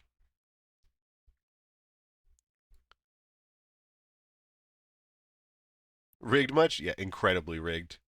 Truly, I've never seen something more rigged. All right. Well, thank you guys so much for hanging out today on this wonderful stream. It was fun. I'll never do it again, but we got a video out of it. So, if you guys don't know, I stream Mondays and Wednesdays starting around 2300 Eve time, going for about 4 to 5 hours each day. We're doing a lot of like alpha activities. There are other things. We'll be doing some event stuff probably. I do have 4 Omega accounts that I do other things with. I promise. Mostly industry actually. But I don't know. Yeah, Monday and probably next Wednesday, we'll probably be doing Crimson Harvest stuff. We're going to have the Crimson Harvest video come out this Thursday or Friday. Generally, we always have a YouTube video come out Friday. So make sure you like, comment, subscribe on the YouTube videos there. And yeah, so here at the end, I'm going to go ahead and run a 3-minute ad break. If you're a real person, feel free to exit the stream and go watch your favorite streamer, be a real viewer for them. After the big long ad break, for all my lurkers that want to give me a few extra pennies, thank you very much for that. And we'll go ahead and raid some other Eve streamer, or probably an Eve streamer. Generally, it's always an Eve streamer. Doesn't have to be though. Okay, so I will see you guys on the flip side. Have a good day. Ciao, ciao.